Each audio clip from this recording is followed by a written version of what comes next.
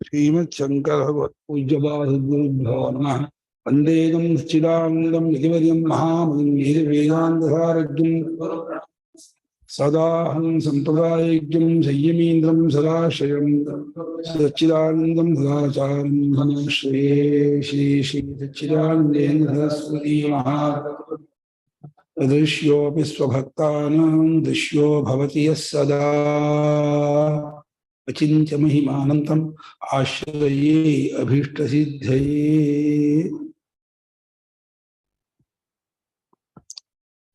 ನೆನ್ನೆ ದಿವಸ ಗಜೇಂದ್ರ ಮೋಕ್ಷವನ್ನು ಆರಂಭ ಮಾಡಿ 4 ಶ್ಲೋಕ ಅಂದ್ರೆ ಅದರಲ್ಲಿ 3 ಶ್ಲೋಕ, ಇದು ಹಿಂದೆ ಒಂದು ಶ್ಲೋಕ ಇದೆ, ಏವಂ ವಿಭಜಿತ ಬುದ್ಧಿ ಅಂತ ಹೇಳಿ ಆ ಒಂದು ಶ್ಲೋಕ ಅದೇ 4 ಶ್ಲೋಕ ನಿನ್ನೆ ಆಗಿದೆ.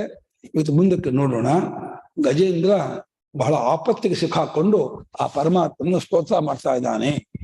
ಆ ಸ್ತೋತ್ರ ಮಾಡ್ತಾ ಇರುವಾಗ ಯಾವ ರೀತಿ ಸ್ತೋತ್ರ ಮಾಡ್ತಿದ್ದ ಅಂದ್ರೆ, ತಾನು ಹಿಂದಿನ ಜನ್ಮದಲ್ಲಿ ಯಾವ ಮಹಾಯೋಗೀಶ್ವರನಾಗಿದ್ದು ಇನ್ನು ತತ್ವಜ್ಞಾನವನ್ನು ಪಡೆಯದೇನೆ ಧ್ಯಾನಾಸಕ್ತನಾಗಿದ್ದಾಗ ಯಾವ ಯಾವ ಭಾವವನ್ನು ಪರಮಾತ್ಮನ ಬಗ್ಗೆ ಹೊಂದಿದ್ನೋ ಆ ಭಾವವನ್ನೇ ಅವನು ಎತ್ತಾ ಇದ್ದಾನೆ, ಅದರಿಂದ ಸ್ತೋತ್ರ ಮಾಡ್ತಾ ಇದ್ದಾನೆ.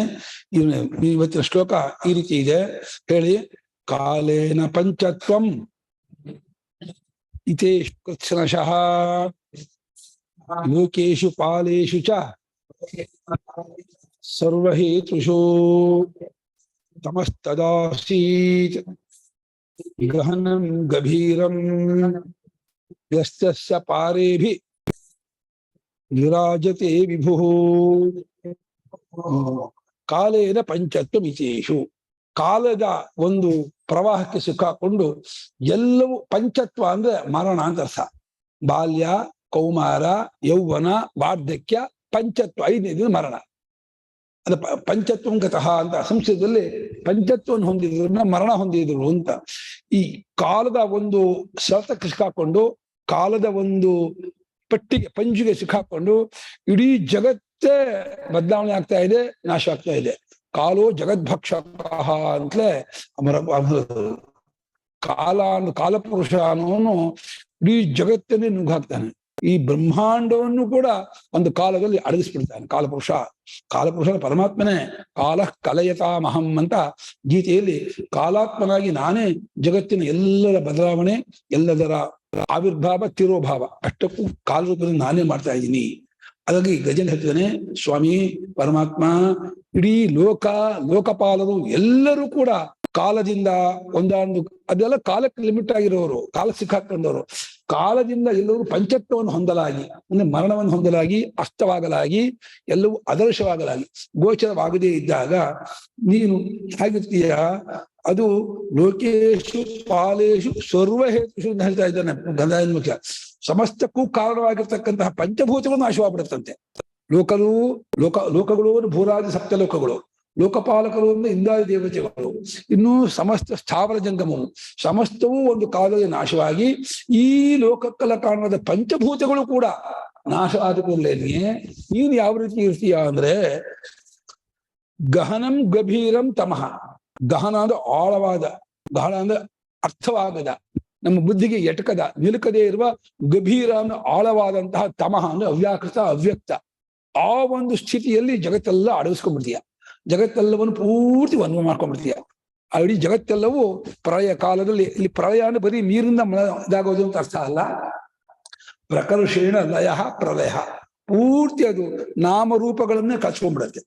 ನಾಮ ಇಲ್ಲ, ರೂಪ ಇಲ್ಲ, ಗುಣ ಇಲ್ಲ, ಕ್ರಿಯೆ ಇಲ್ಲ, ದೇಶ ಇಲ್ಲ, ಕಾಲ, ಅಷ್ಟು ಕೂಡ ಅಡಗಿದಾಗ ನೀನು ಪಾರೆ, ಈ ಸಂಸಾರದ ಆಶೆಗೆ, ಈ ಅಜ್ಞಾನದ ಆಚೆಗೆ ನೀನು ಅದನ್ನೆಲ್ಲ ಬೆಳಗುತ್ತಾ, ನೀನು ಅದಕ್ಕೆ ಅಂಟದೆ, ಅದಕ್ಕೆ ಸೋಂಕದೆ, ಅದಕ್ಕೆ ಸಂಬಂಧ ಪಡದೆ, ಪಾರ ಅಂದ್ರೆ ಆಶೆ ಇದ್ದು ಅಂತ ಸಂಬಂಧ ಪಡದೆ, ಯಹ ತಸ್ಯ ಅಭಿವಿರಾಜತೆ, ಯಾವ ಪರಮಾತ್ಮನು ಅದನ್ನು ಬೆಳಗುತ್ತಿರುತ್ತಾನೋ, ತಾನು ಕಾಲಕ್ಕೆ ಸಿಕ್ಕಾಕಿಕೊಳ್ಳದೆ, ಕಾಲದ ಹೊಡೆತಕ್ಕೆ ತಾನು ಇದಾಗದೇನೆ, ಕಾಲದಿಂದ ಎಲ್ಲವನ್ನೂ ಬದಲಾವಣೆ ಮಾಡಿ, ಎಲ್ಲವನ್ನೂ ಅಡಗಿಸಿ, ತಾನು ಮಾತ್ರ ಕಾಲಾತೀತನಾಗಿ ಕಾಲಕ್ಕೂ ವಿಷಯನಾಗದೇನೆ ಆ ವಿಭು ವ್ಯಾಪಕನಾದ ಎಲ್ಲವನ್ನು ಆಳುವ ಎಲ್ಲವನ್ನು ತನ್ನ ಹತೋಟ್ಕೊಳ್ಳುವಂತಹ ಪರಮಾತ್ಮನು ವಿರಾಜತೆ ವಿಶೇಷೇಣ ವಿವಿಧಂ ರಾಜತೆ ಇದು ವಿರಾಜ. ರಾಜ್ಯತೆ ಅಂದ್ರೆ ರಾಜದೀಪ್ತು ಅಂತ ತಾನು ತನ್ನ ಚೈತನ್ಯ ರೂಪದಿಂದ ಅಚ್ಚಳಿಯದೆ ಬೆಳಗ್ತಾ ಇರ್ತಾನೆ. ಅದು ಚೈತನ್ಯದಿಂದ ಬೆಳಗೋದು ಒಂದು ಪರಮಾತ್ಮನ ಒಂದು ಕ್ರಿಯೆ ಅಲ್ಲ, ಸ್ವರೂಪ ಸ್ವಭಾವ. ವಿರಾಜ ವಿವಿಧಂ ರಾಜತೆ ವಿಶೇಷೇಣ ರಾಜತೆ. ಈ ಪ್ರಪಂಚದ ಎಲ್ಲಾ ರೂಪದಿಂದಲೂ ತೋರ್ತಾ ಇರೋನು ಅವನೇ, ತನ್ನದಾದ ಚೈತನ್ಯ ರೂಪದಿಂದ ಬೆಳಗುತ್ತಾ ಇರೋನು ಆನೆ. ಅಂಥ ನೀನು ಈ ಪ್ರಳಯ ಕಾಲದಲ್ಲಿ ನಿನ್ನಲ್ಲಿಯೇ ನೀನಿದ್ದವನಾಗಿ ಎಲ್ಲವನ್ನು ನೀನು ಅಡಗಿಸಿಕೊಂಡು ಇದೆಲ್ಲವನ್ನು ಮೀರಿದವನಾಗಿ ದಾಟಿದವನಾಗಿ ಯಾಕೆ ನೀನು ಗಂಟಾಗಿದೆ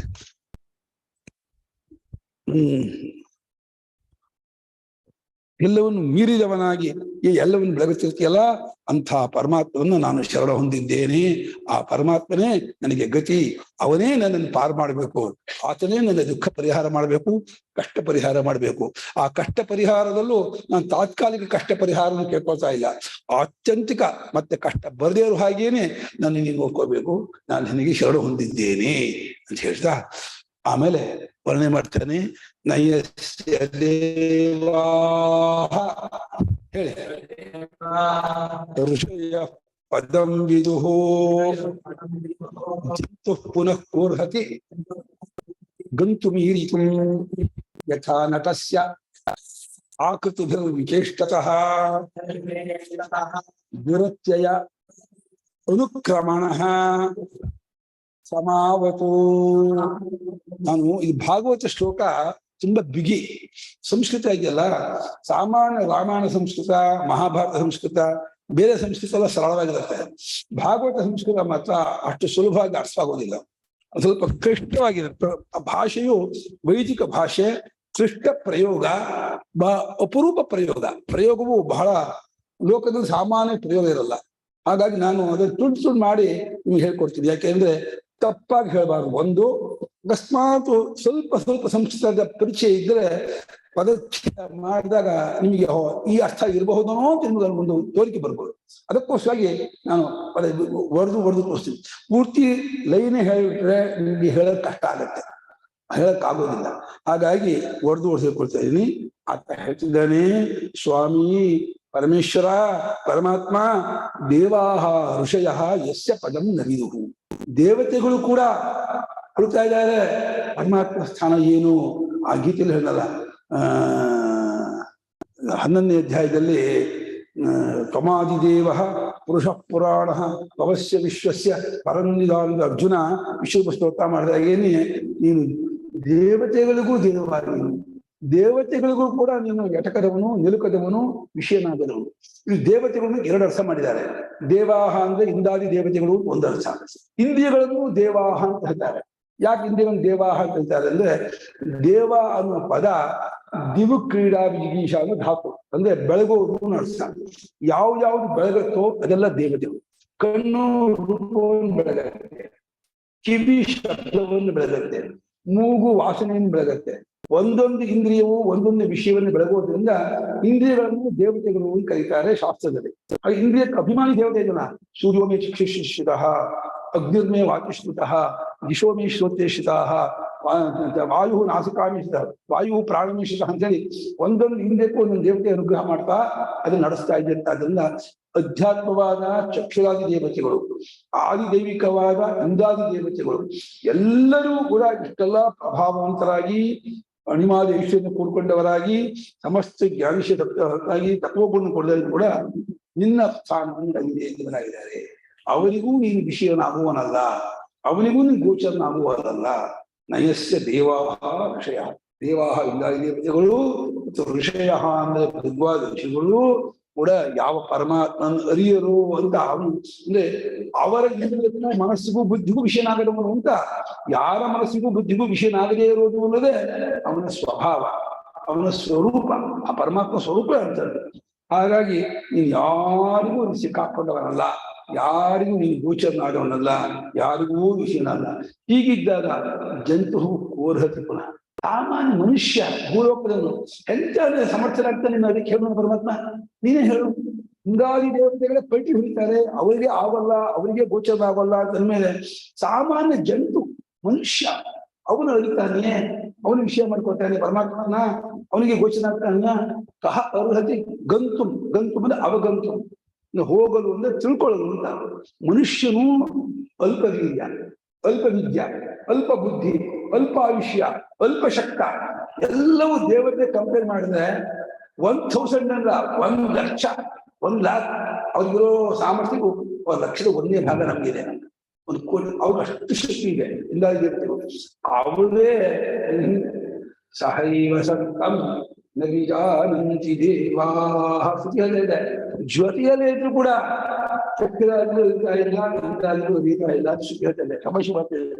ಎಂಥದ್ದು ಗೊತ್ತಾ ನಮ್ಮ ಸ್ವಾಮಿಯೇ, ನಮ್ಮ ಪರಮಾತ್ಮ ಇಂಥದ್ದು ಗೊತ್ತಾ, ಎಲ್ಲ ಜೊತೆನ ಯಾರಿಗೂ ಗೊತ್ತಾ ಇಲ್ಲ, ಯಾರಿಗೂ ಗೊತ್ತಾಗ್ತಿಲ್ಲ, ಯಾರಿಗೂ ಗೊತ್ತಿಲ್ಲ, ಯಾರಿಗೂ ವಿಷಯ ಇಲ್ಲ. ಸಹೈವ ಸಂತಂ ಜೊತೆಯಲ್ಲೇ ಇದ್ದಾನೆ. ಪ್ರತಿಯೊಂದಕ್ಕೂ ಆತ್ಮನಾಗಿ, ಪ್ರತಿಯೊಂದಕ್ಕೂ ತಿರುಳಾಗಿ, ಪ್ರತಿಯೊಂದನ್ನು ನಡೆಸುತ್ತಾ, ಪ್ರತಿಯೊಂದರ ಹಿನ್ನೆಲೆ ಇದ್ದವನಾಗಿ ಕೂಡ ಯಾರಿಗೂ ಗೋಚರಾಗಿಲ್ಲ, ಯಾರಿಗೂ ವಿಷಯನಾಗಿಲ್ಲ, ಯಾರು ಕೂಡ ಅವನ್ನ ಅರ್ಥ ಮಾಡ್ಕೊಂಡಿಲ್ಲ. ಹೀಗೇ ಇದ್ದಾನೆ ಅಂತ ಹೇಳಿ ಪರಮಾತ್ಮ ಕಂಡುಕೊಂಡು ಬಹಳ ವಿರಳ. ದಯಸ್ಯ ದೇವಾಹ ಋಷಯ ಪದಂತು, ದೇವತೆಗಳು ಋಷಿಗಳು ಕೂಡ ಪದವನ್ನ ಅಂದ್ರೆ ಸ್ಥಾನವನ್ನ ಅಂತ, ಸ್ಥಾನ ಸ್ವರೂಪ ಮನಸ್ಸು ತತ್ವ ಅದನ್ನು ಅರಿಯದವರಾರು ಆಗಿದ್ಮೇಲೆ ಇದು ಪುನಃ ಜಂತು ಕಹಾರದಿ. ಸಾಮಾನ್ಯ ಮನುಷ್ಯ, ಹುಲು ಮಾನವ, ಮೊನ್ನೆ ಹುಟ್ಟಿದಾನೆ, ಇವನು ಸ್ವಲ್ಪ ಸತ್ತು ಹೋಗ್ತಾನೆ. ಇವನ ಆಯುಷ್ಯ ಅತ್ಯಲ್ಪ, ಇವನ ಬದುಕು, ಇವನ ಶಕ್ತಿ, ಇವನ ವಿದ್ಯೆ, ಇವನ ಗುಣ ಎಲ್ಲವೂ ತುಂಬಾ ಅತ್ಯಲ್ಪ. ಅವನು ಹೆಂಗ್ತಾನೆ ಅರಿತಾನೆ ಸ್ವಾಮಿ.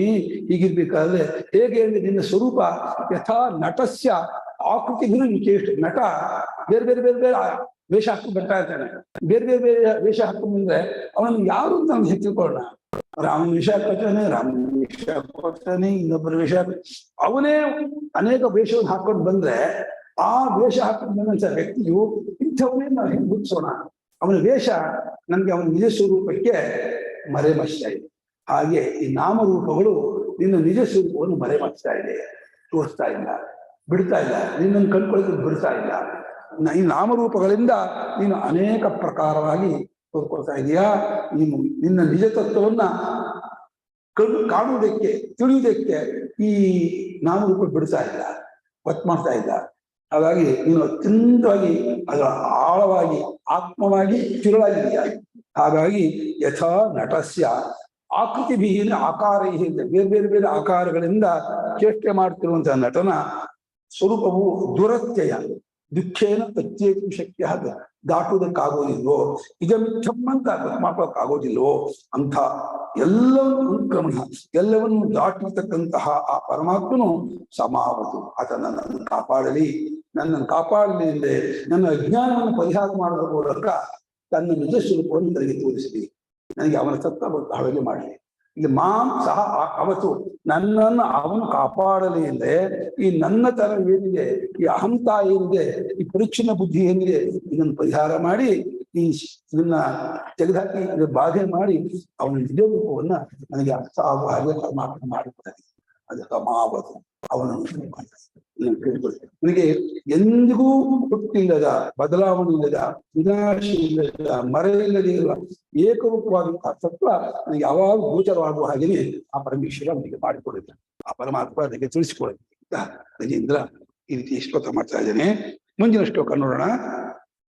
ದಿದೃಕ್ಷವೋ ಯಸ್ಯ ಪದಂ ಸುಮಂಗಲಂ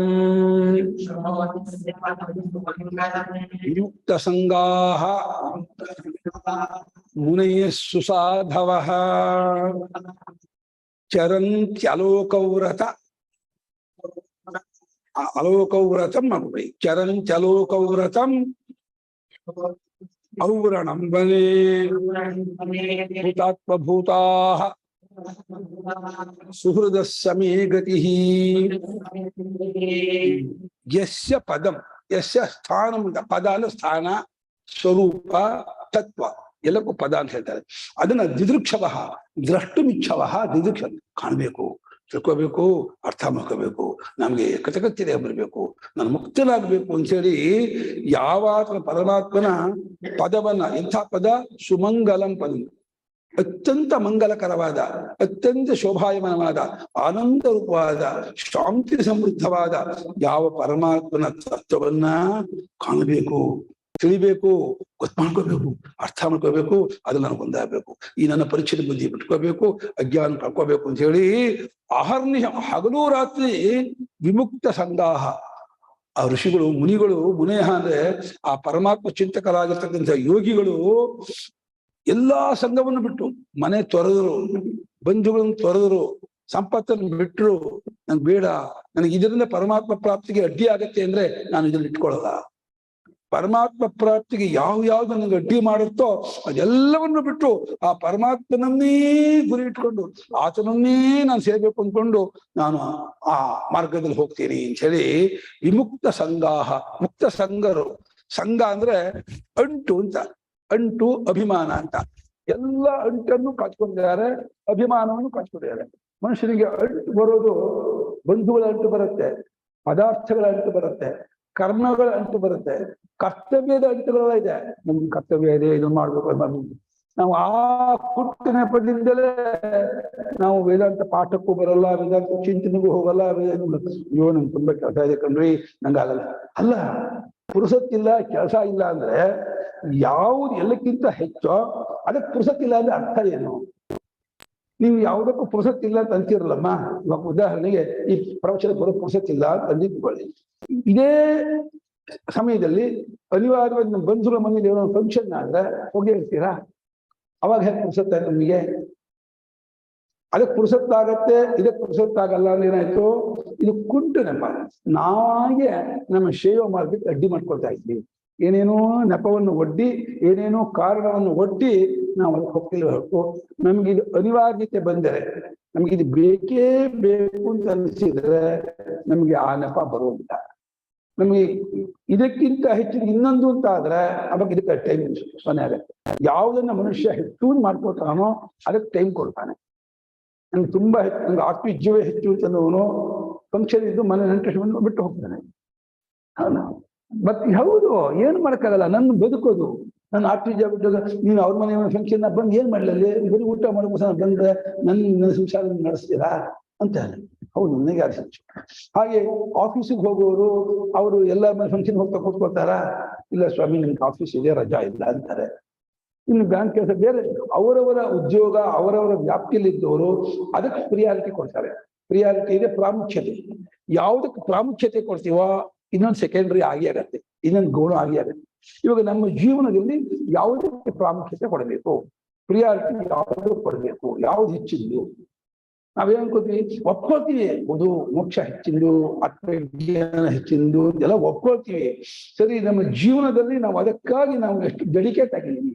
ಡೆಡಿಕೇಟ್ ಅಂದ್ರೆ ನಮ್ಮ ತನ್ನ ಒಪ್ಪಿಸ್ಕೊಳ್ಳೋದು. ನಾವು ಎಷ್ಟರ ಮಟ್ಟಿಗೆ ನಮ್ಮ ಜೀವನದಲ್ಲಿ ಬೆಳಗ್ಗೆ ನಾವು 5:30ಗೆ ಇಟ್ಕೊಳ್ಳಿ, 5:05 ರಾತ್ರಿ 10:10 ಮಾಡ್ಕೋತೀವಿ.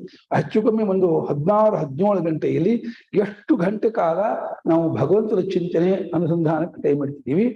ಎಷ್ಟು ಚಿಂತನೆಯನ್ನು ಲೌಕಿಕಕ್ಕೆ, ವ್ಯವಹಾರಕ್ಕೆ, ಬೇರೆ ಅನಾತ್ಮ ವಿಷಯಕ್ಕೆ ಎಷ್ಟು ಸಮಯ ನಾವು ಇಡ್ತಾ ಇದೀವಿ. ನಾವು ಈ ರೀತಿ ವಿಭಾಗ ಮಾಡ್ಕೊಂಡ್ರೆ ನಮ್ಗೆ ಗೊತ್ತಾಗುತ್ತೆ ನಾವು ಆತ್ಮವಂಚಕರ ಅಲ್ಲವ. ನಾವೇ ನಮ್ಗೆ ಆತ್ಮವಂಚಕರಾಗ್ತಾ ಇರ್ತೀವಿ, ನಮ್ಗೆ ಗೊತ್ತೇ ಆಗೋಲ್ಲ. ನಾವು ಬೇರೆ ಬೇರೆ ಏನೇನೋ ಕಾರಣ ಕೊಟ್ಟು ತಪ್ಪಿಸ್ಕೊಂಡ್ವಿ ಅಂತಂದ್ರೆ, ಕಾರಣ ಕೊಟ್ಟು ತಪ್ಪಿಸ್ಕೊಂಡಿಲ್ಲ, ನಿಮ್ಮ ಶ್ರೇಯೋ ಮಾರ್ಗ ನೀವೇ ಹಾಳು ಮಾಡ್ಕೊಳ್ತಾ ಇದ್ದೀರಾ. ನಿಮ್ಮ ಇದಕ್ಕೆ ನೀವೇ ಆತ್ಮವಂಚಕರಾಗ್ತಾ ಇದ್ದೀರಾ. ಅವ್ರು ಹೇಳ್ತಾ ಇದ್ದಾರೆ ಮುನಿಗಳು, ಇಲ್ಲ ಈ ಜನ್ಮ ಇದೆಯಲ್ಲ, ಈ ಹುಟ್ಟು ಬಂದ ಮೇಲೆ ನಾನು ಮತ್ತೆ ಹುಟ್ಟಬಾರ್ದು, ಮತ್ತೆ ಈ ಸಂಸಾರಕ್ಕೆ ನಾನು ಬರಬಾರ್ದು. ಹಾಗಿದ್ ನಾನು ಏನ್ ಮಾಡ್ಬೇಕು ಅಂತಂದ್ರೆ ಫುಲ್ ಡಿವೋಟ್. ನಮ್ದ್ರಲ್ಲಿ ಪಾರ್ಟ್ ಡಿವೋಟ್ ಆಗೋದು, ಫುಲ್ ಡಿವೋಟ್ ಆಗೋದು ಎರಡು ತರಹ. ಈ RSS ನಲ್ಲಿ ದೇಶಭಕ್ತಿ ಕೆಲಸಕ್ಕಾಗಿ ಕೆಲವು ಜನ ತಮ್ಮ ಕೆಲಸ ಮಾಡಿಕೊಂಡು ಈ ದೇಶದ ಇದಕ್ಕೂ ಕೆಲಸವನ್ನು ಮಾಡ್ತಿರ್ತಾರೆ. ಇನ್ನು ಕೆಲವು ಜನ ಫುಲ್ ಪ್ರಚಾರಕ್ಕಾಗಿ ಹೋಗ್ಬಿಡ್ತಾರೆ. ಎಲ್ಲ ಬಿಟ್ಟು ನಮ್ಮ ದೇಶಕ್ಕೋಸ್ಕರವಾಗಿ ಮನೆಯನ್ನು ಬಿಟ್ಟು, ಈ ಕೆಲಸವನ್ನು ಬಿಟ್ಟು, ಇದು ಬಿಟ್ಕೊಂಡು ಸರ್ವದಾ ಅದನ್ನ ಮಾಡ್ತಿರ್ತಾರೆ. ಅವರ ದೃಷ್ಟಿಯಲ್ಲಿ ಅದು ಅತ್ಯಂತ ಹೆಚ್ಚಿರೋದು, ಅದು ಮಾಡ್ಬೇಕು ಅಂತ. ಓಕೆ, ಅವರವ್ರ ದೃಷ್ಟಿಯಲ್ಲಿ ಹೆಚ್ಚು ಅಂದ್ಕೊಂಡು ಹೋಗೋದು ವಿಷಯ ಬೇರೆ. ನಿಜವಾಗಿ ನಮ್ಮ ಶಾಸ್ತ್ರಕಾರರು, ನಮ್ಮ ಋಷಿ ಮುನಿಗಳು, ನಿಜವಾಗಿ ನಮ್ಮ ಯುಕ್ತಿ ಅನುಭವಗಳು ಯಾವುದನ್ನು ಹೆಚ್ಚು ಅಂತ ಹೇಳ್ತಾ ಇದೆ. ಯಾವುದು ನಮ್ಮ ಜೀವನ ಅತ್ಯುತ್ತಮವಾದ ಶ್ರೇಷ್ಠವಾದವು. ತತ್ವಜ್ಞಾನ ಅಲ್ವೇ, ಮುಕ್ತರಾಗುವುದಲ್ವೇ, ಅದನ್ನ ಕಂಡುಕೊಂಡು ಋಷಿ ಮುನಿಗಳು ವಿಮುಕ್ತ ಸಂಗಾಹ. ಸಂಘ ಅಂದ್ರೆ ಅಂಟು, ಅಂದ್ರೆ ಕರ್ಮ ಬಂಧನ ಬಿಟ್ಕೊಳ್ತಾರೆ. ಪುಣ್ಯಕ್ಕಾಗಿ ಕರ್ಮ ಮಾಡೋದಿಲ್ಲ, ಮತ್ತೆ ಉತ್ತಮ ಲೋಕಕ್ಕಾಗಿ ಕರ್ಮ ಮಾಡೋದಿಲ್ಲ, ಐಶ್ವರ್ಯಕ್ಕಾಗಿ ಕರ್ಮ ಮಾಡೋದಿಲ್ಲ, ನೆಂಟರಿಷ್ಟಕ್ಕಾಗಿ ಮಾಡೋದಿಲ್ಲ. ಅವರಿಗೆ ಎಲ್ಲ ಕರ್ಮ ಬಂಧನವನ್ನು, ವಸ್ತು ಬಂಧನವನ್ನು, ಬಂಧು ಬಂಧನವನ್ನು, ಬಂಧುಗಳಿಗೆ ಬಂಧು ತ್ಯಾಗ ಗೊತ್ತಾ? ಬಂಧನ ಬಂಧುರಿತ್ಯಾಹು. ನಮ್ಮನ್ನು ಕಟ್ಟಾಕ್ತಾರಾದ್ರೆ ಬಂಧುಗಳು ಅಂತ ಹೆಸರು. ನಮ್ಮನ್ನು ಮೋಕ್ಷ ಮಾರ್ಗಕ್ಕೆ ಹೋಗಿ ಬಿಡಲ್ಲ ಅವರು. ಅದರಿಂದ ಬಂಧುಗಳು ಅಂದ್ರೆ ಬಂಧನ ಬಂಧುರಿತ್ಯಾಹು. ಬಂಧು ಬಂಧಯತಿ ಜನ, ಬಂಧು ಜನ ಬಂಧಯತಿ. ಕಟ್ಟಾಕ್ತಾನೆ. ನಿಮ್ಮಂದು ಸನ್ಯಾಸ ಮಾಡಿ ಹೋಗ್ತೀನಿ, ಬೇಡ ಕಣ್ರಿ, ನಾನು ಇಲ್ಲಿ ಹೋಗ್ಬೇಕು ಕಣ್ರಿ, ನಾನು ಏರಿಕೇರಿ ನೀವು ಮುಗಿಸ್ಕೋಬೇಕಷ್ಟೇ, ನಾನು ಇಲ್ಲಿ ಹೋಗ್ಬೇಕು, ನೀವು ಹೋಗ್ಬಿಟ್ಟು ನಾನು ಬದುಕಕ್ಕಾಗಲ್ಲ ಅಂತ ಹೇಳ್ತಾರೆ. ಮಕ್ಕಳು ಬೇಡ ಹೋಗ್ಬೇಡಿ ಅಂತಾರೆ, ಇನ್ನೊಬ್ರು ಹೋಗ್ಬೇಡಿ ಅಂತಾರೆ. ಪಾಪ ಇವನು 50 60 70 ಎಲ್ಲ ಜೀವನ ಸಂಸಾರಕ್ಕೆ ಜೀವಮಾನವಲ್ಲ ಪೂರ್ತಿ ದುಡಿದಾದ್ರೂ ಕೂಡ ಇನ್ನೂ ಸಂಸಾರಕ್ಕೆ ನಾನು ಮಾಡ್ಬೇಕು ಅನ್ನೋಂಥ ಕರ್ತವ್ಯದಲ್ಲಿ ಬಿಡೋಕೆ ಆಗಲ್ಲ, ಬಿಡೋಲ್ಲ ಅವರು. ಅದು ಬಹಳ ಕಷ್ಟ. ಈ ಒಂದು ಸಂಸಾರದ ಬಂಧನ ಏನಿದೆ ಅದು ಬಹಳ ಬಲವಾದಂತಹ ಹಗ್ಗವಿಲ್ಲದೆ ಇರ್ತಕ್ಕಂಥ ಬಂಧನ. ಅದು ಹಗ್ಗವಾದ ಕಟ್ವಾಡ್ಬೋದು, ಚಾಕು ತಗೊಂಡು ನಂದು, ಹಗ್ಗವಲ್ಲದೆ ಇರ್ತಕ್ಕಂಥ ಬಂಧನ ಇದೆ. ಹಾಗಾಗಿ ಮುನಿಗಳು ಸುಸಾಧವ, ಸಾಧುಗಳಿಗೆ ಒಂದು ವಿಶೇಷಣ ಹಾಕಿದ್ದಾರೆ, ಸುಸಾಧವ. ಸು ಅನ್ನೋದು ಶೋಭನ, ಸು ಅನ್ನೋದು ಸುಷ್ಟು, ಚೆನ್ನಾಗಿರುವ ಸಾಧನ, ಸಾಧುಗಳಾಗಿರುವ ಚೆನ್ನಾಗಿರುವ ಸಾಧುಗಳು ಅಂತಂದ್ರೆ ಆತ್ಮಜ್ಞಾನಕ್ಕೇ ತಮ್ಮ ಜೀವನ ಒಪ್ಪಿಸಿಕೊಂಡವರು.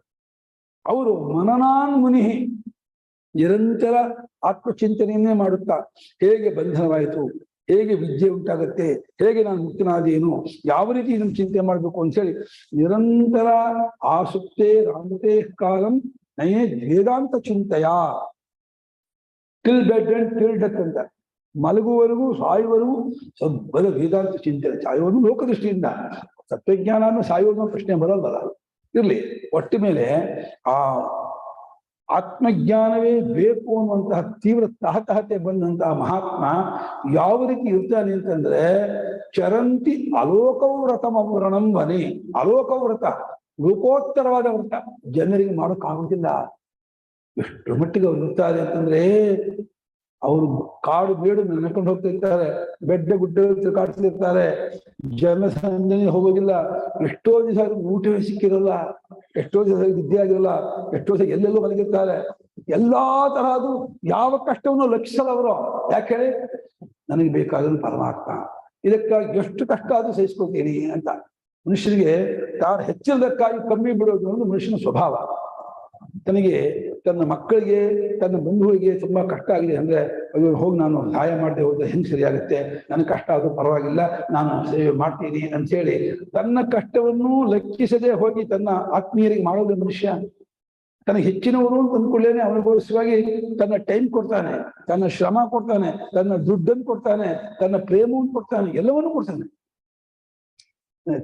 ಯಾವುದನ್ನು ಹೆಚ್ಚು ಅಂತ ಅಂದ್ಕೊಳ್ತಾನೋ ಅದಕ್ಕಾಗಿ ಮನುಷ್ಯ ಪೂರ್ತಿ ತನ್ನದನ್ನು ಒಪ್ಪಿಸ್ತಾನೆ.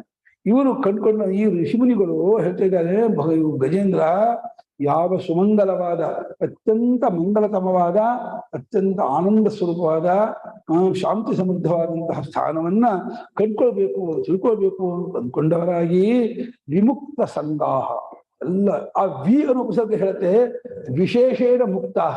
ಅದು ಅಂಟಿಲ್ಲದೆ, ಲೇಪವಿಲ್ಲದೆ, ವಾಸವಿಲ್ಲದೆ ಬಿಟ್ಟು ಹೋಗ್ತಾರ. ಶುಕದಳ್ಳ ಅಂತ ಕೇಳಿರ್ಬೇಕು, ಆ ಡೆಲ್ಲಿ ಹತ್ರ ಒಂದು ಶುಕದಳ್ಳ ಅಂತ ಹೇಳಿ ಒಂದು ಜಾಗ ಇದೆ. ಅಲ್ಲಿ ಬ್ರಹ್ಮಚಾರಿಗೂ ಸನ್ಯಾಸಿಯಾಗಿ ಒಬ್ಬ ಗುರುಗಳ ಹತ್ರ ವೇದಾಂತ ಓದ್ತಾ ಇದ್ರು ಎಲ್ಲರೂ. ಅದು ಮಾಂಡವಿಕ ಉಪನಿಷತ್ತು ವೇದಾಂತ ಚಿಂತೆ ಆಗ್ತಾ ಇತ್ತು. ಅಲ್ಲಿ ಆ ಪಾಠ ನಡ್ತಿರ್ಬೇಕಾದ್ರೆ ಯಾವೊಬ್ಬ ಹೆಂಗಸು ಮಧ್ಯೆ ಹೋದಂತೆ. ಹೋದಾಗ ಎಲ್ಲರೂ ಪಾಪ ಆ ಪಾಠದ ತಲ್ಲಿನಲ್ಲಿ ಮಗ್ನತೆಯಿಂದ ಆ ಪಾಠದಲ್ಲಿ ಮುಳುಗಿದ್ದಾರೆ, ಅದನ್ನು ಚಿಂತೆ ಮಾಡ್ತಾ ಇದ್ದಾರೆ, ಕೇಳ್ತಾನೆ ಮಾಡ್ತಾ ಇದ್ದಾರೆ. ಒಬ್ಬ ತಲೆ ಎತ್ತಿ ನೋಡಿದಂತೆ ಯಾರು ಹೋಗ್ಬೇಕು ಅಂತ ಅಷ್ಟೇ ಅವ್ನು ನೋಡಿದ, ಅವನ್ನೇನ್ ಮಾಡ್ಲಿಲ್ಲ, ಇನ್ನು ಯಾರು ಹೋಗಲ್ಲ ಅಂತ ನೋಡೋದು. ಆಮೇಲೆ ಗುರುಗಳು ವಿಚಾರಿಸಿದಂತೆ, ಏನಪ್ಪ ನೀನು ಗೃಹಸ್ಥನಾಗಿ ಸನ್ಯಾಸಿ ಆಗಿರೋದು ಬ್ರಹ್ಮಚರ್ಯದಿಂದ ಆಗಿರೋದು ಅಂತ ಹೇಳಿದ. ನಾನು ಗೃಹಸ್ಥನಾಗಿ ಸನ್ಯಾಸಿ ಆಗಿದ್ದೇನೆ, ಹಾಗಾದ್ರೆ ಕರೆಕ್ಟ್ ಆಗಿದ್ದೀನಿ, ತಲೆ ಎತ್ತಿ ನೋಡುವಂತೆ, ನೀನು ವಾಸನೆ ಹೋಗಿಲ್ಲ. ಎಷ್ಟು ಸೂಕ್ಷ್ಮವಾಗಿ ಹೇಳಿದಂತೆ ಅಂದ್ರೆ ಅವರು ಈ ತಲೆ ಎತ್ತಿದ ಕೂಡಲೇ ಅವರು ನೀನು ವಾಸನೆಗೆ ಹೋಗಿಲ್ಲ ಆಗಿತ್ತು ಅಂತ. ಅಷ್ಟು ಆಳ ಆ ವಿಷಯ, ಆ ವಾಸನೆ ಆಳದಲ್ಲ, ತುಂಬಾ ಆಳ ಕಚ್ಕೊಬಿಡತ್ತೆ. ಅದನ್ನ ಬಿಟ್ಕೊಳ್ಳೋದು ಈ ಬೆಳ್ಳುಳ್ಳಿಯನ್ನು ಈರುಳ್ಳಿಯನ್ನು ಒಂದು ಪಾತ್ರೆಗಿಟ್ಟು ಆಮೇಲೆ ತೆಗೆದು ಹಾಕಿದ್ರು ಕೂಡ ಆ ಪಾತ್ರೆ ವಾಸನೆ ಇರುತ್ತೆ, ಹೋಗೋದೇ ಇಲ್ಲ. ಹಾಗೆ ಒಂದು ಭೋಗ ವಾಸನೆ, ವಿಷಯ ವಾಸನೆ, ವ್ಯವಹಾರ ವಾಸನೆ ನಾವು ಏನೇನು ತುಂಬ್ಕೊಳ್ತೀವೋ, ಈಗ ಬಿಟ್ಟು ಬಂದು ಕೂತ್ಕೊಂಡಿದ್ದೀವಿ ಅಂದ್ರೆ ಈಗಲೂ ಅಂಗಡಿಯಲ್ಲಿ ಯಾರಿದಾರೋ ಏನೋ, ಯಾರು ಬರ್ತಾರೋ ಏನೋ, ಇವಾಗ ಏನು ಯಾರು ಫೋನ್ಗೆ ಬಂದ್ರೆ ಏನ್ ಮಾಡ್ತಾರೋ ಏನೋ, ಒಂದು ಯಾರನ್ನೋ ಇಲ್ಲೇ ಅಂತ ಆಲೋಚನೆ ಮಾಡ್ತಾರೆ. ಅದು ಕಷ್ಟ. ಅದು ಆ ವಾಸನೆಯನ್ನ ಬಿಟ್ಕೊಂಡು ಬರೋದಿದೆಯಲ್ಲ, ಅದು ಕಷ್ಟ ಅನ್ಕೋದೇನೆ. ವಿಶೇಷೇಣ ಮುಕ್ತಾ ವಿಮುಕ್ತ.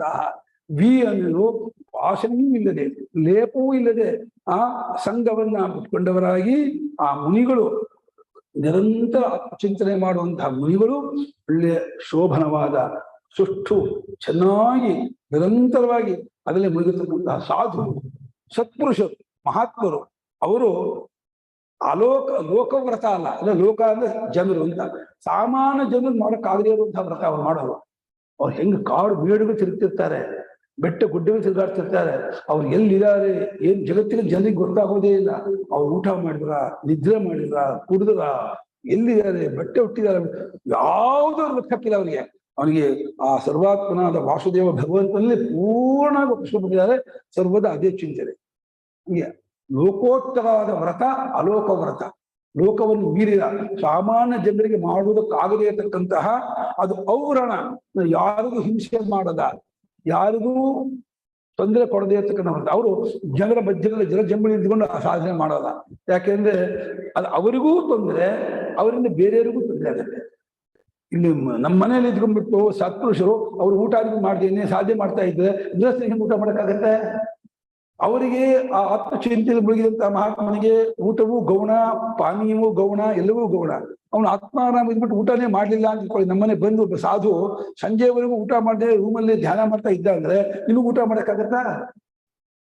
ಅಯ್ಯೋ, ನಮ್ಮನೆ ಬಂದಂತಹ ಸಾಧುಗಳು ಊಟ ಮಾಡಿಲ್ಲ, ನಾವ್ ಹೆಂಗ್ ಊಟ ಮಾಡೋದು ಅಂತ ಅಂದ್ರೆ ಏನಾಯ್ತು?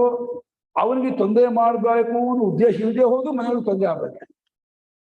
ಹಾಗೆ ಅವನಿಗೂ ಕೂಡ ಆ ಮನೆಯ ವಾತಾವರಣದಲ್ಲಿ ಟಿವಿ ಹಾಕಿರ್ತಾರೆ, ಅವರವರು ಸ್ವಚ್ಛಂದವಾಗಿ ಏನೋ ಮಾತಾಡ್ತಿರ್ತಾರೆ, ಅವರವರು ವ್ಯವಹಾರದಲ್ಲಿ ಇರ್ತಾರೆ. ಆ ವ್ಯವಹಾರದ ವಿಚಾರ ಕಿವಿಮೆ ಬಿದ್ದುಕೊಳ್ಳೇನೆ ಇನ್ನು ನಿಕ್ಷೇಪ ಆಗುತ್ತೆ. ಹಾಗಾಗಿ ಜನಸಂದಣಿ ಇರೋಲ್ಲ, ಅವರು ಜನ ಮಧ್ಯದಲ್ಲಿ ಇರೋಲ್ಲ. ಯಾರು ಅರತಿರ್ ಜನ ಸಂಸದಿ ಮುಂದೆ ಬರುತ್ತೆ. ನಾವು ಅಮಾನಿತ್ತು ಮದಂಬಿತ್ತು ಓದ್ತಾ ಇದೀವಲ್ಲ, ಅಲ್ಲಿ ಅರತಿರ್ ಜನಸಂಸದಿ ಜನಸಮೂಹ, ಜನರ ಒಂದು ಸಭೆ. ಅದಕ್ಕೆ ಅವರು ಬರೋದಕ್ಕೆ ಇಷ್ಟಪಡೋದಿಲ್ಲ, ಅಲ್ಲಿ ಅವ್ರು ಬೇರೆ ಇಷ್ಟಪಡೋದಿಲ್ಲ. ಹಾಗಾಗಿ ವಿಮುಕ್ತ ಸಂಘವನ್ನೆಲ್ಲ ಕಳಿಸ್ಕೊಂಡವರಾಗಿ ಸಾಧುಗಳು ಅಲೋಕವ್ರತ, ಲೋಕವ್ರತವಲ್ಲದ, ಲೋಕದ ಜನರಿಗೆ ಮಾಡೋದಕ್ಕಾಗದೇ ಇರ್ತಕ್ಕಂತಹ ಲೋಕೋತ್ತರವಾದ ವ್ರತ ಅಂತ ಅರ್ಥ. ಲೋಕೋತ್ತರ ವ್ರತ ಅಂದ್ರೆ ಲೋಕಾದಿ ಸಾಮಾನ್ಯ ಜನರಿಗೆ. ಇವಾಗ ಶಿವರಾತ್ರಿ ದಿವಸ ಅನೇಕ ಜನರು ಸಂಜೆ ಉಪವಾಸ ಇರ್ತಾರೆ, ಪೂಜೆ ಮಾಡ್ತಾರೆ, ಆಮೇಲೆ ಉಪಹಾರ ಮಾಡ್ಕೊಂಡು ಅಭಿಷೇಕ ಮಾಡ್ತಾರೆ, ಬೇರೆ ಬೇರೆ ವ್ರತಗಳು ಮಾಡ್ತಾರೆ. ಆದ್ರೆ ಒಂದಲ್ಲ ದಿವಸ ಎರಡಲ್ಲ ಅವ್ರು ಮಾಡೋದು. ಎಷ್ಟು ಜನ ಅವ್ರು ನಿಂತಿದ್ರು ಮಾಡೋರು ಏನು ಗೊತ್ತಿಲ್ಲ.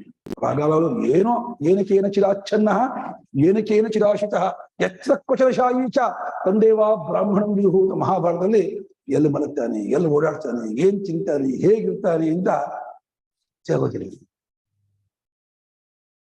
ಬುದ್ಧ ತತ್ವೋಪಿ ಲೋಕಸ್ಯ ಜಡೋನ್ಮತ್ತ ಪಿಶಾಚವತ್, ಬುದ್ಧ ತತ್ವೋಪಿ ಲೋಕಸ್ಯ ಜಡೋನ್ಮತ್ತ ಪಿಶಾಚವತ್ ಅಂತ ಸುರೇಶ್ವರಾಚಾರ್ಯರು ಬೃಹದ್ವಾಕ್ಯಗಳು ಬರೆದಿದ್ದಾರೆ.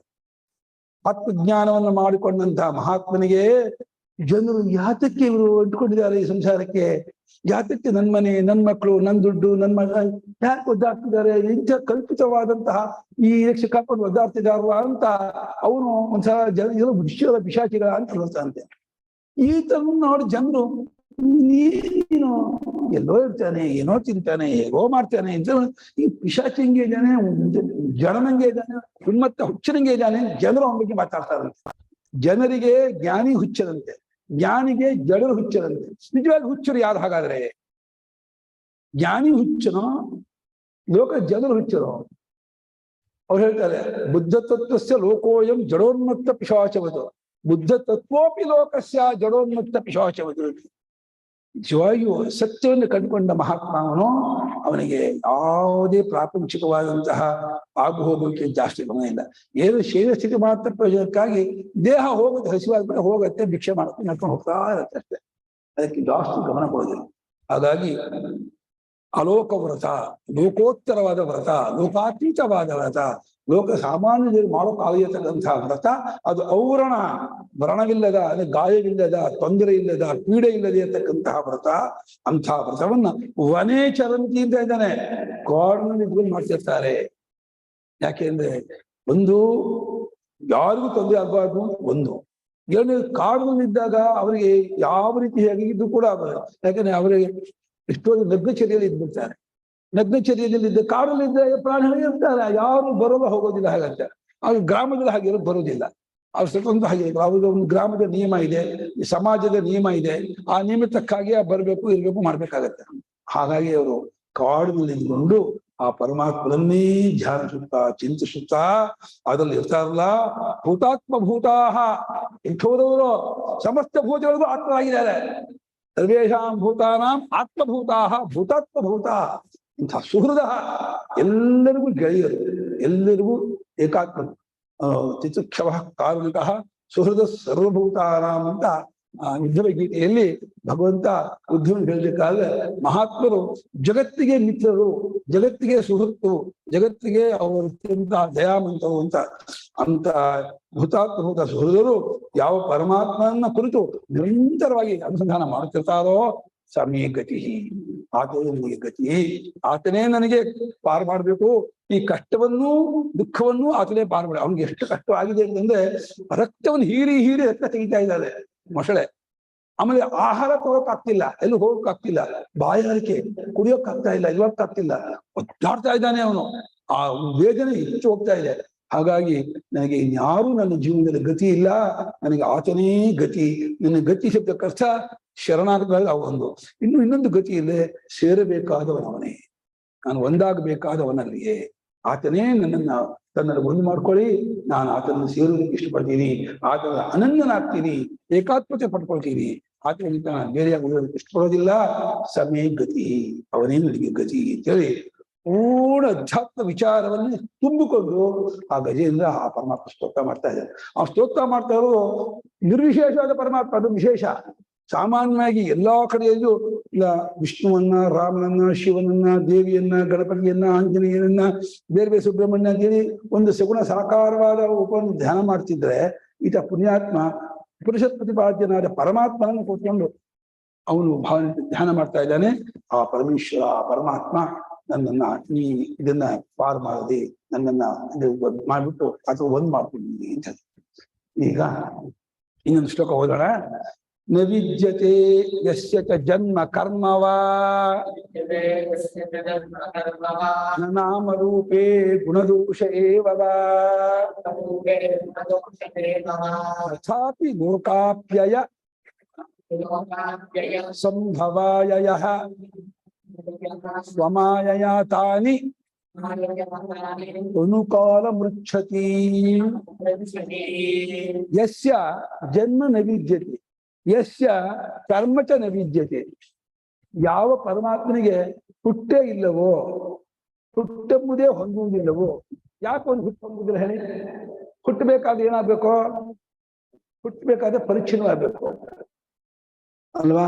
ಪರಿಚ್ಛಿನ್ನವಾಗಿ ಹುಟ್ಟಬೇಕಾದ್ರೆ ಕರ್ಮ ಸಂಬಂಧ ಇರಬೇಕು. ಕರ್ಮದಿಂದ ತನ್ನ ಮನುಷ್ಯ ಹುಟ್ಟಾನೆ, ಅವನ ಕರ್ಮ ಸಂಬಂಧವಿಲ್ಲ, ಅವನು ಪರಿಚ್ಛಿನ್ನನಲ್ಲ, ಅವನು ಮುಂಚೆ ಇರಲಿಲ್ಲ, ಒಂದು ಈ ರೀತಿ ಇರಲಿಲ್ಲ ಅನ್ನೋದೇ ಬರಲ್ಲ ಅವನಿಗೆ. ವಿಕಾರವೇ ಇಲ್ಲ. ಬದಲಾವಣೆ ಇದ್ದದ್ದಕ್ಕೆ ಹುಟ್ಟು ಅಂತ ಹೇಳ್ಬಹುದು. ಬದಲಾವಣೆಯೇ ಇಲ್ಲ, ಪರಿಚ್ಛಿನ್ನತೆಯೇ ಇಲ್ಲ, ಯಾವುದೇ ವಿಶೇಷವೇ ಇಲ್ಲದೆ ಇದ್ದಾಗ ಹುಟ್ಟು ಹೆಂಗ್ ಬರುತ್ತೆ? ಹುಟ್ಟು ಅನ್ನುವಂತಹ ಆ ಕ್ರಿಯಾಪದ ಇದೆಯಲ್ಲ, ಆ ಕ್ರಿಯಾಪದವು ಹುಟ್ಟಬೇಕು. ನೀವೇ ಹೇಳೋದಾದ್ರೆ ಎಲ್ಲಾ ನಾಮಪದ ಹೇಗೆ ಹುಟ್ಟಬೇಕೋ, ಪದಾರ್ಥ ಹೇಗೆ ಹುಟ್ಟಬೇಕೋ, ವಸ್ತು ಹೇಗೆ ಹುಟ್ಟಬೇಕೋ, ಕ್ರಿಯಾಪದವೂ ಕ್ರಿಯೆಯೂ ಹುಟ್ಟಬೇಕು. ಅದಕ್ಕೂ ಇವನೇ ಕಾರಣ. ಕ್ರಿಯೆ, ಕ್ರಿಯಾಪದ, ನಾಮಪದ, ನಾಮವಸ್ತು ಎಲ್ಲ ಪದಾರ್ಥಗಳು ಈ ಪರಮಾತ್ಮನ ಹುಟ್ಟಬೇಕು ಅಂತ ಆದಾಗ ಅವನಲ್ಲಿ ಹೆಂಗೆ ಕ್ರಿಯೆ ಹೆಂಗೆ ಹುಟ್ಟು ಬರುತ್ತೆ? ಅವನ್ನ ಹುಟ್ಟು ಬರೋಕ್ಕೆ ಸಾಧ್ಯವೇ ಇಲ್ಲ. ನಿಜವಾಗಿ ಹುಟ್ಟು ಎಂಬುದು ಕೂಡ ಕಲ್ಪಿತವಾದ ಸಾಧ್ಯ. ಆಯ್ತು, ಹೋಗ್ಬರ್ತೀಯಾ? ಆಯ್ತು, ಒಳ್ಳೆಯದು. ನಿದೃಕ್ಷವ, ಯಾವ ಪರಮಾತ್ಮನ ಸ್ಥಾನವನ್ನ ಕಾಣಬೇಕು ಅಂತ ಅಪೇಕ್ಷೆ ಪಟ್ಟುಕೊಂಡವರಾಗಿ ಅದಾಯ್ತಲ್ಲ. ನವಿದ್ಯತೆ ಯಸ್ಯ ಚ ಜನ್ಮ ಕರ್ಮವ, ಯಸ್ಯ ಪರಮಾತ್ಮನಃ ಜನ್ಮ ನವಿದ್ಯತೆ ಕರ್ಮ ಅಪಿ ನವಿದ್ಯತೆ. ಕುತಃ ಕರ್ಮಾಭಾವ ಕೃತ ಅರ್ಥತ್ವಾತ್. ಕೃತಕೃತ್ಯನಿಗೆ ಯಾತಕ್ಕೆ ಕರ್ಮ? ಯಾರಿಗೆ ಕೊರತೆ ಇದೆಯೋ ಅವರು ಕರ್ಮ ಮಾಡಿ ಆ ಕೊರತೆ ನೀಗಿಸ್ಕೋಬೇಕು. ನಿತ್ಯ ತೃಪ್ತ, ಪರಿಪೂರ್ಣ, ಆನಂದ ಘನ, ಆನಂದ ಸ್ವರೂಪ, ಅವನಿಗೆ ಹಿಂಗೆ ಕರ್ಮ ಸಂಬಂಧ ಬರುತ್ತೆ. ಇನ್ನು ಹೇಳಿದ್ರೆ ಕರ್ಮದಿಂದ ಪಡೆಯಬೇಕಾದ ಎಲ್ಲವೂ ಅವನೇ ಆಗಿದ್ದಾನೆ. ಕರ್ಮವೂ, ಕರ್ಮ ಸಾಧನೆಯೂ, ಕರ್ಮದ ಲೋಕವೂ ಕೂಡ ಎಲ್ಲವೂ ಅವನೇ ಆಗಿರೋದ್ರಿಂದ ಅವನು ಯಾವ ಕರ್ಮದ ಸಂಬಂಧವೂ ಆತನಿಗಿಲ್ಲ. ಹಾಗಾಗಿ ಆ ಯಾವ ಪರಮಾತ್ಮನಿಗೆ ಜನ್ಮವಾಗಲಿ ಕರ್ಮವಾಗಲಿ ಇರುವುದೇ ಇಲ್ಲವೋ ಹಾಗೆಯೇ ನಾಮರೂಪೇ, ಹೆಸರು ಇಲ್ಲ ಆಕಾರವೂ ಇಲ್ಲ. ಹೆಸರು ಆಕಾರ ಬರಬೇಕಾದ್ರೆ ಏನೋ ಒಂದು ವಿಶೇಷತೆ ಇರಬೇಕು. ವಿಶೇಷತೆ ಬಂದ ಮೇಲೆ ಹೆಸರು ಆಕಾರ ಅಂತ. ಸರ್ವದಾ ನಿರ್ವಿಶೇಷ, ಸರ್ವದ ಚಿನ್ಮಾತ್ರ ರೂಪದಿಂದ ಇರ್ತಕ್ಕವನು, ಅದ್ವಿತೀಯನಾಗಿರ್ತಕ್ಕವನು. ಅದ್ವಿತೀಯನಾಗಿ ಚಿನ್ಮಾತ್ರನಾಗಿ ತನ್ನ ಕೇವಲ ರೂಪದಿಂದ ಇರ್ತಕ್ಕಂತಹ ಪರಮಾತ್ಮನಿಗೆ ಆ ಚಿನ್ಮಾತ್ರ ಚೈತನ್ಯಾನ ನಾಮವೂ ನಿಜವಾಗಿ ಸಲ್ಲದು. ಅದು ಕೂಡ ಅಧ್ಯಾರೋಪ ದೃಷ್ಟಿಯಲ್ಲಿ ಹೇಳಿದರು. ಅರಿಸಿಕೊಂಡ ಪದಾರ್ಥಗಳಿಂದ ಅವನು ಅರಿಯುವಾತನು ಅನ್ಬೇಕೆ ಹೊರತು ಅದ್ವಿತೀಯನು ಎರಡೆಂಬುದೇ ಇಲ್ಲದೇ ಇರುವ ಸ್ವರೂಪದಲ್ಲಿ ಯಾವ ನಾಮವೂ ಇಲ್ಲ, ಯಾವ ರೂಪವೂ ಇಲ್ಲ. ನಾಮರೂಪಕ್ಕೆ ಅವಕಾಶವೇ ಇಲ್ಲದೆ ಇರತಕ್ಕಂತಹ ಆ ಪರಮಾತ್ಮನು ಮತ್ತು ಗುಣಗಳಾಗಲಿ ದೋಷಗಳಾಗಲಿ ಇಲ್ಲದೆ ಇರ್ತಗಳು, ಅಥವಾ ಗುಣಗಳೆಂಬ ದೋಷವಿಲ್ಲದವಂತೂ ಮಾಡ್ಬಾರ್ದು. ಗುಣಗಳೇ ದೋಷಗಳು. ಈ ಗುಣ ನೋಡ್ತಿರಲ್ಲ, ದೋಷವೇ. ಭಗವಂತ ಉದ್ಧವ ಗೀತೆಯಲ್ಲಿ ಕಿಂವರ್ಣಿತೇರ ಬಹುನಾ ಲಕ್ಷಣಂ ಗುಣದೋಷಯೋ ಗುಣದೋಷ ದೃಶಿರ್ದೋಷ. ಇದು ಗುಣ, ಇದು ದೋಷ, ನೋಡೋದೇ ದೋಷ ಅಲ್ಲ ಇವನೇ ಉದ್ಧವ. ಹಾಗಾದ್ರೆ ಗುಣಸ್ತು ಉಭಯವರ್ಜಿತ. ಗುಣದೋಷ ಇಲ್ಲದೆ ಇರ್ತಕ್ಕಂತಹ ಒಂದು ಸತ್ವ ಸ್ವರೂಪ ಏನಿದೆ ಅದು ನಿಜವಾಗಿ ಗುಣ. ಇದು ಒಳ್ಳೆಯದು, ಇದು ಕೆಟ್ಟದ್ದು ಅಂತ ನೋಡೋರು ಯಾರು? ಆ ವಿಭಾಗ ಗೊತ್ತಿದ್ದವರು, ಆ ತಿಳುವಳಿಕೆ ಇರೋರು. ಆ ತಿಳುವಳಿಕೆ ಇರೋರಿಗೂ ಅದು ದೋಷ ಇದ್ದೇ ಇದೆ. ಇದು ಒಳ್ಳೇದು ನೋಡೋಕ್ಕೂ ದೋಷ ಇರಬೇಕು, ಕೆಟ್ಟದ್ದು ನೋಡೋಕ್ಕೂ ದೋಷ ಇರಬೇಕು.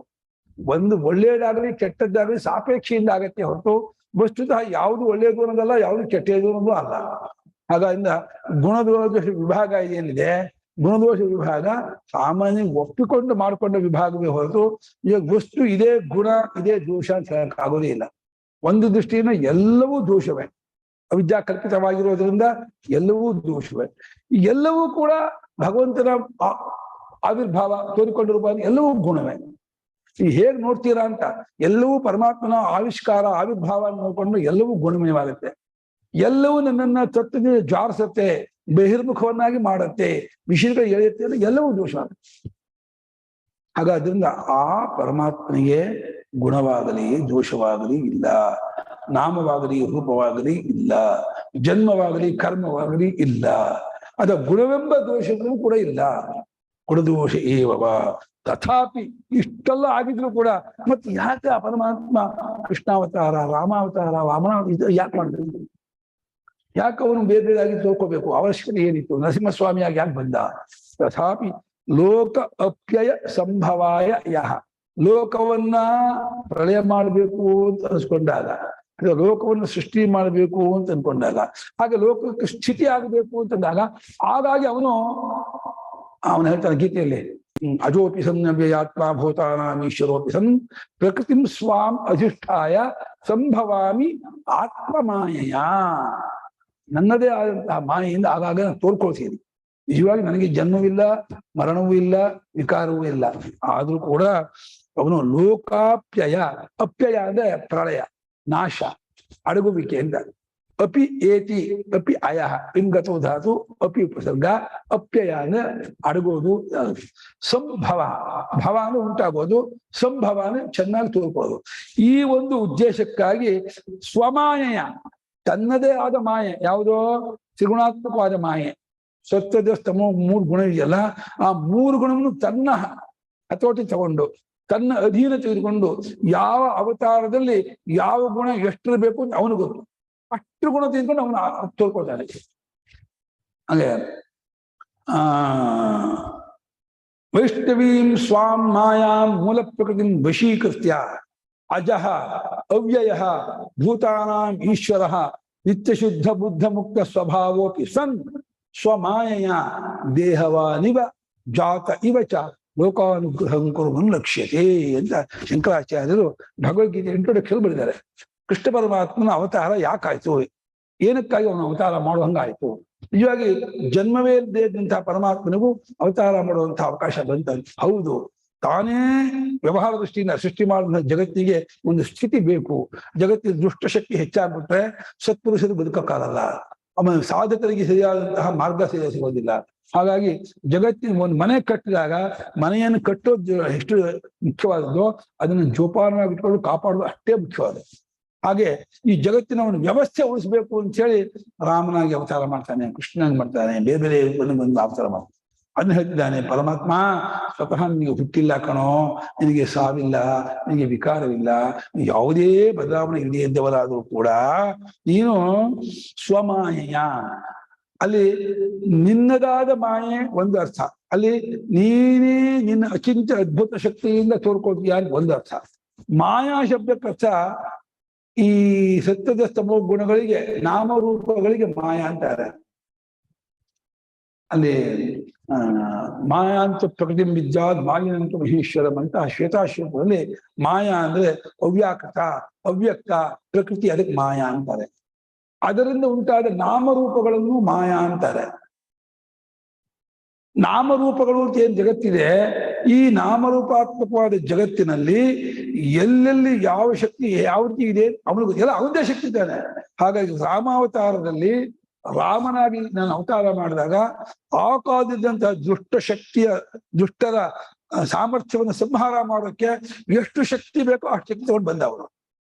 ತಾನು ಒಬ್ಬನೇ ಆ ಚಿತ್ರಕೂಟದಲ್ಲಿ ರಾಮಚಂದ್ರ ಆ ಖರದೂಷಣ ಸಂಹಾರ ಮಾಡ್ಬೇಕು ಅಂತ ಬಂದಾಗ 14,000 ಜನ ಬಂದದ್ದವರು, ಒಂದಲ್ಲ ಎರಡಲ್ಲ, 14,000 ಖರದೂಷಣಾದಿಗಳು ರಾಮನನ್ನು ಅಟ್ಯಾಕ್ ಮಾಡಿ ಬಂದ್ರೆ ಎನ್ಕೌಂಟರ್ ಹೊಡೆದ ರಾಮ.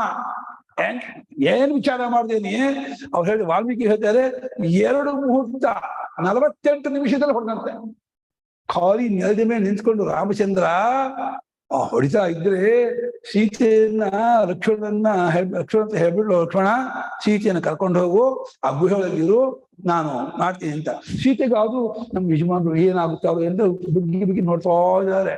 ಸೀತೆ ನೋಡ್ತಿದ್ದಾರೆ, ಹೊಡಿತಾ ಇದ್ದಾರೆ. ರಾಮಚಂದ್ರ ತಲೆ ಹಾರ್ತಾ ಇದೆ, ಚೆಂಡಗೆ ಹಾರೋಗ್ತಾ ಇದೆ, ಎಲ್ಲಿ ವಾಲಿಬಾಲ್ಗೆ ಅಷ್ಟು ಹೊಡಿತಾರೆ. ಸೀತಾದೇವಿ ನಡುಗೋಗ್ಬಿಟ್ಟು, ಬಾ ನನ್ನ ಯಜಮಾನ ಇಷ್ಟು ಶಕ್ತಿ ಇದೆಯಾ, ಇಂಥ ಸಾಮರ್ಥ್ಯ ಇದೆ ಅಂತ ಕೇಳಿದ್ದವಳು. ರಾಮಚಂದ್ರ ಲೋಕೋತ್ತರವಾದ ಸಾಮರ್ಥ್ಯ ಉಪೇತನು ಇದು ಎಲ್ಲ ಕೇಳಿದ್ರು. ಪ್ರಾಕ್ಟಿಕಲ್ ನೋಡ್ಬಿಟ್ಲು ಅವರು. ನೋಡಿದಾಗ ಅವಳಿಗೆ ರೋಮಾಂಚ ಸೀತಾದೇವಿಗೆ, ಬಾ ಏನ್ ರಾಮಚಂದ್ರ ಸಾಮರ್ಥ್ಯ. ಆ ರಾಮಚಂದ್ರ ಸಾಕ್ಷಾತ್ ನಾರಾಯಣ ವಿಷ್ಣು, ಅವನೇ ತನ್ನ ಇಚ್ಛಾಯುಕ್ತಿಯಿಂದ ಅವತಾರ ಮಾಡಿ ಆ ದುಷ್ಟಶಕ್ತಿ ಸಂಹಾರಕ್ಕೆ ಎಷ್ಟು ಶಕ್ತಿ ಬೇಕೋ ಅಷ್ಟೊಂದು ತಗೊಂಡು ಹುಟ್ಟಿದವನಾದ್ರಿಂದ ಅವನನ್ನ ಎದುರಿಸಕ್ಕೆ ಯಾರು ಆಗುದಿಲ್ಲ.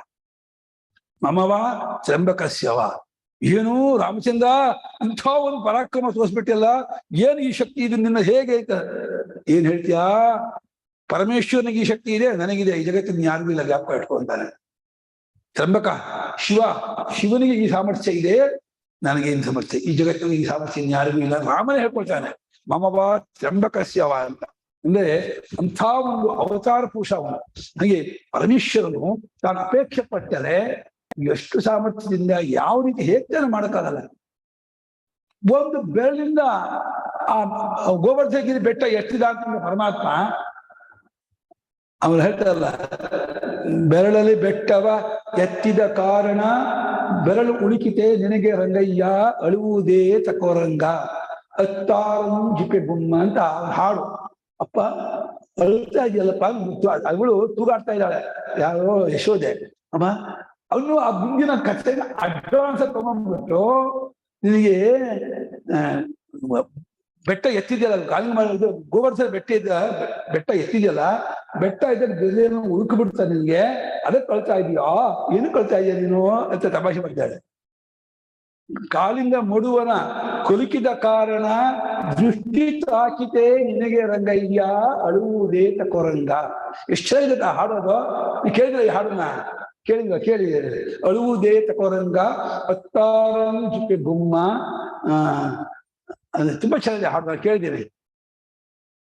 ವಿಷದ ಮೊಲವ ನುಂಡ ಕಾರಣ ವಿಷವು ತಾಕಿತೆ ನಿನಗೆ ರಂಗಯ್ಯ ಅಳುವುದೇ ತಕೋರಂಗ. ಆ ಪೂಜನೆ ಸಂಹಾರ ಮಾಡ್ಬೇಕಾದ್ರೆ ನೀನು ವಿಷ ಮಾಡ್ಬಿಟ್ಟಿಲ್ಲ, ಆ ವಿಷಯನ ನೀನು ತುಪ್ಪಿಡ್ತಾ ಅಂತ ಅವ್ರಿಗೆ ತಾಕತ್ತೆ ಆ ಪುಣ್ಯಾತ್ಮನಿಗೆ.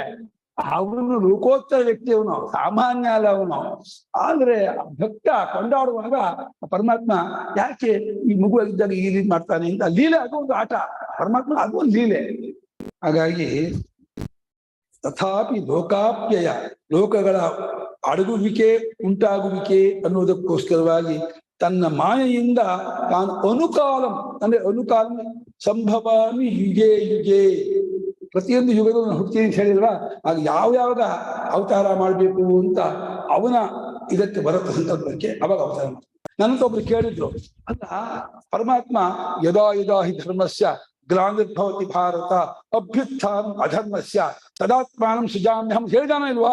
ಈಗ ಕಲಿಯುಗದಲ್ಲಿ ಎಷ್ಟು ಅಧರ್ಮ ಹೆಚ್ಚಾಗಿದೆ, ಎಷ್ಟು ಅನ್ಯಾಯ, ಅತ್ಯಾಚಾರ, ಕೊಲೆ, ಭ್ರಷ್ಟಾಚಾರ ಎಷ್ಟೆಲ್ಲ ಆಗ್ತಾ ಇದೆ. ಯಾಕೆ ಪರಮಾತ್ಮ ಸುಮ್ಮನೆ ಇದ್ದಾನೆ? ಯಾಕೆ ಇವಾಗ ಅವತಾರ ಮಾಡುದಿಲ್ಲ ಅವನು? ಅವನಿಗೆ ಅವತಾರ ಮಾಡೋ ಟೈಮ್ ಇಲ್ವೇ? ಅವನು ಅವತಾರ ಮಾಡ್ಬೇಕಲ್ವೇ?